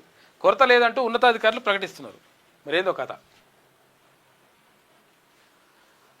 హెక్సెత్ యుద్ధం చేద్దామన్నది మీరేగా అని చెప్పేసి మెల్లగా ఇరికిచ్చిందట. ఎవరు? అమెరికాలో ఉన్నటువంటి రక్షణ మంత్రిని ఇరికిచ్చేసిండు. ఎవరు? ట్రంప్. నువ్వే చేద్దామనేటివి కానీ. ఇరాన్ వద్ద అణ్వాయుధం ఉండకూడదన్నదే అందరి అభిప్రాయం. మొదట చెప్పింది మా రక్షణ మంత్రే. సలహాదారులు ముఖ్యులతో చర్చించాకే ఇరాన్పై దాడులు చేయాలని నిర్ణయం. గల్ఫ్ దేశాలపై ఇరాన్ దాడులను ఊహించలేదు. అమెరికా అధ్యక్షుడు మాట్లాడాడు. యుద్ధంపై తనది ఏకపక్ష నిర్ణయం కాదన్న తీరుతోటి వ్యాఖ్యానించిందట. ట్రంప్ చెప్పిన ఆగని దాడులు, అమెరికా ఆపినా మేము కొనసాగిస్తామని నెతన్యాహు అంటున్నాడు. ఎవరు? ఇజ్రాయెల్ అధ్యక్షుడు, ఇజ్రాయెల్ ప్రధానమంత్రి. ఇరాన్ లెబనాన్పై దాడులు, 8 మంది మృతి. ప్రతిగా ఇజ్రాయెల్ గల్ఫ్ దేశాలపైకి ఇరాన్ క్షిపణులు విసిరేసింది. బహ్రెయిన్లో అమెజాన్ డేటా సెంటర్పై దాడి. ఇక్కడ మోదీకి ట్రంప్ ఫోన్ చేసినట. హర్మో జలసంధి తెరిచి ఉంచడంపై ఇరువురు చర్చ జరిపారు. చర్చలకు ముస్తఫా ఖమేని ఓకేనంట. పాకిస్తాన్ వేదికగా చర్చలు జరిగే అవకాశం ఉందని క్వశ్చన్ మార్క్ తోటి ఒక వార్త రాసింది. ఇక దంచి కొట్టిన వడగళ్ల వాన. హైదరాబాద్లో రహదారులు జలమయమైపోయినాయి. షేక్పేట్లో అత్యధికంగా 5.1 సెంటీమీటరు. గచ్చిబౌలి, రాయదుర్గంలో ట్రాఫిక్ జామ్ అయింది. ట్రాన్స్ఫార్మర్ ఫ్యూజ్ వేస్తుండగా కరెంటు షాక్ తోటి ఓ వ్యక్తి చనిపోయింది పాపం. కామారెడ్డి జిల్లాలో వడగళ్ల వర్షం. రాష్ట్రంలో ఇవాళ రేపు తేలికపాటి వర్షాలు ఉంటాయట. చూసుకోరు కొంచెం. మావోయిస్టు పాపారావు లొంగుబాటు 1. ఇక విమాన టికెట్ల ముందుంచి ప్రయాణాలపై ఆరాధిస్తున్నట. ఎవరు? వీళ్ళది ఫామ్ హౌస్ కేసులా. అగో గతి శృతి మారుతుంది. ఎప్పుడు మహిళలు వస్తే చట్టసభల్లో మహిళలకు 33%తో గణనీయమైన మార్పులు. లోక్సభలో మహిళా ఎంపీలు 74 మందే ఉన్నారు. కోటా అమలైతే 180 మంది అవుతారు. ఇక నియోజకవర్గాల పునరుభజనతోటి 273 మంది అవుతారు. ఎవరు? మహిళలు ఎంపీలు. దేశవ్యాప్తంగా అసెంబ్లీలోనూ గణనీయంగా అతి వరకు ప్రాధాన్యం. రాజకీయ పార్టీల్లో పెరగనున్న ప్రాధాన్యత. యువతరానికి స్ఫూర్తి. స్త్రీ పురుష సమానత్వం దిశగా అడుగులు. మహిళల తరపున పురుషులే అజమాయిషీ చేస్తారా? ఓబీసీ కోటా లేకపోవడంతో సామాజిక న్యాయం ఎండమావేనా? మహిళా రిజర్వేషన్ అమల్లో సవాళ్ళు ఎన్నో అని చెప్పేసి ఒక వార్త కనిపిస్తూ ఉంది. ఓబీసీ కోటా ఉండాల్సిందే. ఇది ఆంధ్రజ్యోతిలో ఉన్నటువంటి ప్రధాన కథనం. అయితే ఒకసారి శనార్థి తెలంగాణ చూద్దాం. పెరగనున్న అసెంబ్లీ లోక్సభ స్థానాలు. ఇక 179 అసెంబ్లీ స్థానాలు అయితే 26 లోక్సభ సీట్లు అయ్యే అవకాశం ఉంది. డీలిమిటేషన్కు కేంద్రం సంసిద్ధం. 2027 మార్చిలోగా జనాభా లెక్కలు పూర్తి చేస్తారట. ఆ తర్వాత డీలిమిటేషన్ ప్రక్రియ ప్రారంభిస్తారు. ఏపీలోనూ పెరగనున్న ఎంపీ ఎమ్మెల్యే స్థానాలు 175 నుంచి 263కు ఎమ్మెల్యే స్థానాలు పెరిగితే, అసెంబ్లీ స్థానాలు పెరిగితే 25 ఎంపీలు ఉన్నాయి ఇప్పుడు అక్కడ. ఇది లోక్సభ స్థానాలు, అవి 38 అవుతాయంట. ఇక ఈ పార్లమెంటు సమావేశంలోనే నియోజకవర్గాల పునర్విభజన బిల్లు ప్రవేశపెట్టే ఆలోచనలో కేంద్రం ఉన్నది.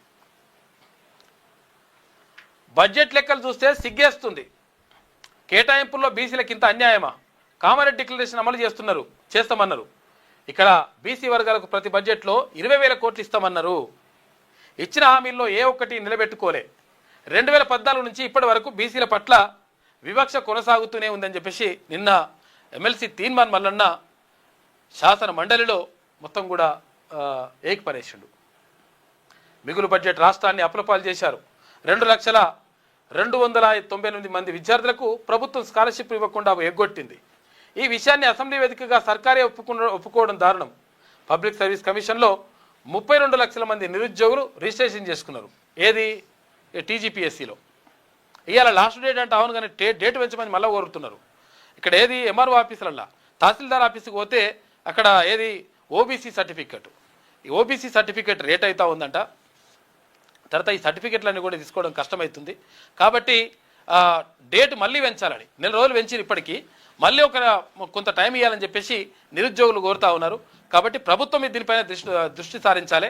టీజీపీఎస్సీ చైర్మన్ ఎవరైతే ఆయన ఉన్నాడో 100% ఆయన కూడా దీనిపైన నిర్ణయం తీసుకోవాలని చెప్పేసి వాళ్ళు అడుగుతూ ఉన్నారు. బుర్రా వెంకటేశం గారు ఐఏఎస్ ఆఫీసర్, ఆయన నిర్ణయం తీసుకోవాలి. ఎందుకంటే అసలు యాక్చువల్గా 1 టైం రిజిస్ట్రేషన్ అని అంటున్నారు, ఓటీఎస్ అని. 1 టైం రిజిస్ట్రేషన్కి సంబంధించి నడుస్తూ ఉంది ఓటీఆర్. అయితే ఈ ఓటీఆర్ చేసుకున్నప్పుడు మంచిగానే ఉన్నది, కానీ టైం ఇవ్వాలని చెప్పేసి కోరుతున్నారు. అసలు యాక్చువల్గా ఓటీఆర్ ఎందుకు అడుగుతున్నటువంటిది కూడా కొంతమంది అభ్యర్థులు అడుగుతున్నటువంటి మాట. కాబట్టి టైం ఇవ్వాలి టీజీపీఎస్సీ దానికి సంబంధించి అని చెప్పేసి కోరుతున్నారు అభ్యర్థులు. ఇక ఈ విషయాన్ని అసెంబ్లీ వేదికగా సర్కారే ఒప్పుకోవడం దారుణం. పబ్లిక్ సర్వీస్ కమిషన్లో 32 లక్షల మంది నిరుద్యోగులు రిజిస్ట్రేషన్ చేసుకున్నారు. దీన్ని బట్టే కాంగ్రెస్ సర్కార్ ఎంతమందికి ప్రభుత్వ ఉద్యోగాలు ఇచ్చిందో అర్థమవుతుంది. కృష్ణా జలాల్లో మన రాష్ట్ర వాటా 560 టీఎంసీలు, కానీ తెలంగాణకు దక్కింది 299 టీఎంసీలే. పరిపాలనలో అన్నింటా కాంగ్రెస్ విఫలమే అయ్యింది. టీఆర్పీ చీఫ్ ఎమ్మెల్సీ తీన్మాన్ మల్లన్న మాట్లాడిండు. రాష్ట్ర బడ్జెట్ను చూస్తే సిగ్గేస్తుందని, బడ్జెట్ కేటాయింపుల్లో బీసీలకు తీరని అన్యాయం జరిగిందని తెలంగాణ రాజ్యాధికార పార్టీ అధ్యక్షులు ఎమ్మెల్సీ తీన్మాన్ మల్లన్న అన్నాడు. శాసన మండలిలో మంగళవారం మల్లన్న బీసీలకు జరుగుతున్న అన్యాయం, బడ్జెట్ కేటాయింపుల్లో బీసీ వర్గాల పట్ల వివక్ష, రాష్ట్ర సర్కార్ అసమర్థ పాలనపై తీవ్ర స్థాయిలో ధ్వజమెత్తారు. బీసీలకు కేటాయించిన బడ్జెట్ కామారెడ్డి డిక్లరేషన్ను అమలు చేయకపోవడం, స్కాలర్షిప్లు పెండింగ్, ఉపాధి సామాజిక న్యాయం వంటి అంశాలపై ప్రభుత్వాన్ని ప్రశ్నించారు. మల్లన్న ప్రజా సమస్యలపై మాట్లాడుతున్నప్పుడే మండలి సభాపతి మైక్ కట్ చేయడం సభలో తీవ్ర చర్చనీయాంశంగా మారింది. అయినప్పటికీ బీసీలకు అనాదిగా జరుగుతున్న అన్యాయాలు, ప్రభుత్వ తీరుపై మండలి వేదికగా సర్కార్పై విమర్శనాస్త్రాలు కురిపించిండు తీన్మాన్ మల్లన్న. ఇక్కడ బడ్జెట్ కేటాయింపులు చూసిన తర్వాత కడుపు తరుక్కుపోతుందని, ఫండ్స్ అలొకేషన్ వాటి అమలు తీరును చూసిన తర్వాత ఈ సర్కార్ బలహీన వర్గాల ప్రభుత్వం అని ఎలా చెప్పుకోగలమన్నారు. రాష్ట్రంలో 1,000 కోట్ల రూపాయల ఫీజు రియంబర్స్మెంటు, స్కాలర్షిప్ బకాయిలు పెండింగ్లో ఉన్నాయన్న మల్లన్న 2,02,000 మంది విద్యార్థులకు స్కాలర్షిప్లు ఈ ప్రభుత్వం ఎగ్గొట్టిందని చెప్పేసి గుర్తు చేసిండు. ఇట్లా మొత్తం చాలా విషయాలు మాట్లాడిండు. వాడివేడిగా అసెంబ్లీ సమావేశం, బడ్జెట్పై వాదోపవాదాలు జరిగినాయి. ఇక జేడీయూ జాతీయ అధ్యక్షుడిగా నితీష్ కుమార్ ఏకగ్రీవంగా ఎన్నికైనట. ఏకమైన పార్టీ క్యాడర్ నితీష్ నాయకత్వం వైపే మొగ్గు చూపుతురట. వరుసగా 4వసారి పార్టీ పగ్గాలు ధృవీకరణ పత్రాన్ని అందించింది పార్టీ ఎన్నికల అధికారి. తప్పుడు కేసులు పెరుగుతున్నాయి. చట్టాల్లోని లొసుగుల వల్ల అమాయకులు నష్టపోతున్నారు. దేశంలో పెరిగిపోతున్న తప్పుడు కేసులపై సుప్రీంకోర్టులో పిల్లేసిరట. కేంద్ర రాష్ట్రాలకు నోటీసులు జారీ, తప్పుడు ఫిర్యాదులు, కల్పిత సాక్ష్యాలపై వివరణ ఇవ్వాలని ఆదేశాలు ఇచ్చింది. మంచి పని చేశారు. గ్యాస్ కొరత తీవ్రంగా ఉంది. గన్ పార్క్ వద్ద బీఆర్ఎస్ నిరసన, ప్లకార్డులతోటి ప్రభుత్వాలకు తీరుకు వ్యతిరేకంగా నినాదాలు చేసిండ్రు. మతం మారితే రిజర్వేషన్ వర్తించదు. ఎస్సీ కులానికి చెందిన వారి కోటాను కోల్పోతారు. హిందూ, బౌద్ధ, సిక్కి మతాలు మాత్రమే ఎస్సీ కోటా ఉంటుంది. తగ్గని టెన్షన్, గల్ఫ్లో అవే ఉద్రిక్తత పరిస్థితులు. ట్రంప్ ప్రకటనను వెనక్కి లెక్క చేయని ఇరాన్, ఇజ్రాయెల్ పరస్పరం ప్రతిదాడులు చేసుకుంటున్నాయట. నేరన్మెట్లో నకిలీ డెంటల్ డాక్టర్ అరెస్ట్ చేసిరట. అగో 20 ఏళ్ళుగా క్లినిక్ నడిపిస్తున్న రమేష్ ఇది యూపీగా గుర్తించిన పోలీసులు. 10th కూడా పాస్ కాకుండానే డెంటల్ వైద్యుడిగా అవతారం ఎత్తినట్టు రమేష్. రాత్రిపూట మాత్రమే వైద్య సేవలు చేస్తున్న నకిలీ డాక్టర్ అనుమానం వచ్చి సోదాలు చేస్తే ఎస్ఓటీస్ పోలీసులు సోదాలు చేసినట్టు తెలిసిందట. ఇది శనార్థి తెలంగాణలో ఉన్నటువంటి ప్రధాన కథనాలు. అయితే ఒకసారి ఏమంటుందో చూద్దాం. 9.5 రోజులకే సరిపోతాయి వ్యూహాత్మక చమురు నిల్వలపై కేంద్రం వెల్లడి. 9 రోజులకే సరిపోతాయట. ఏది పెట్రోల్, డీజిల్. సమాచార హక్కు చట్టం కింద అడిగిన ప్రశ్నకు సమాధానం ఇచ్చింది. క్రైస్తవంలోకి మారితే ఎస్సీ హోదా కోల్పోయినట్టే. హిందూ, సిక్కు, బౌద్ధ మతంలో ఉన్నవారే ఎస్సీ హోదాలో ఉంటారు. ఇక నో స్టాక్ బోర్డులు, ఇక గ్యాస్ స్టాక్ కూడా ఇట్లా లేదంట పరిస్థితి. ఇందాక చూపించినాం కదా. గ్యాస్ కొరతపై నిజాలు చెప్పండి. టీడీఆర్ బిగ్ స్కామ్, రియాలిటీ రంగంలో భారీగా వైట్ కాలర్ దందా అని చెప్పేసి 600 కోట్ల దోపిడీకి కుట్ర అని ప్రత్యేక కథనం వేసింది నమస్తే తెలంగాణ దినపత్రిక. ఇక మరుగుజ్జుల అంశానికి సంబంధించి డైవర్షన్ కోసమే లొట్టపీస్ కేసు అని చెప్పేసి ఒకటి చూసుకుంటే, పెన్షన్ను 6,000 పెంచకుండా కాంగ్రెస్ ప్రభుత్వం తమను మోసగించిందని మంగళవారం అసెంబ్లీ వద్ద కేటీఆర్ను కలిసి ఫిర్యాదు చేసిండ్రు.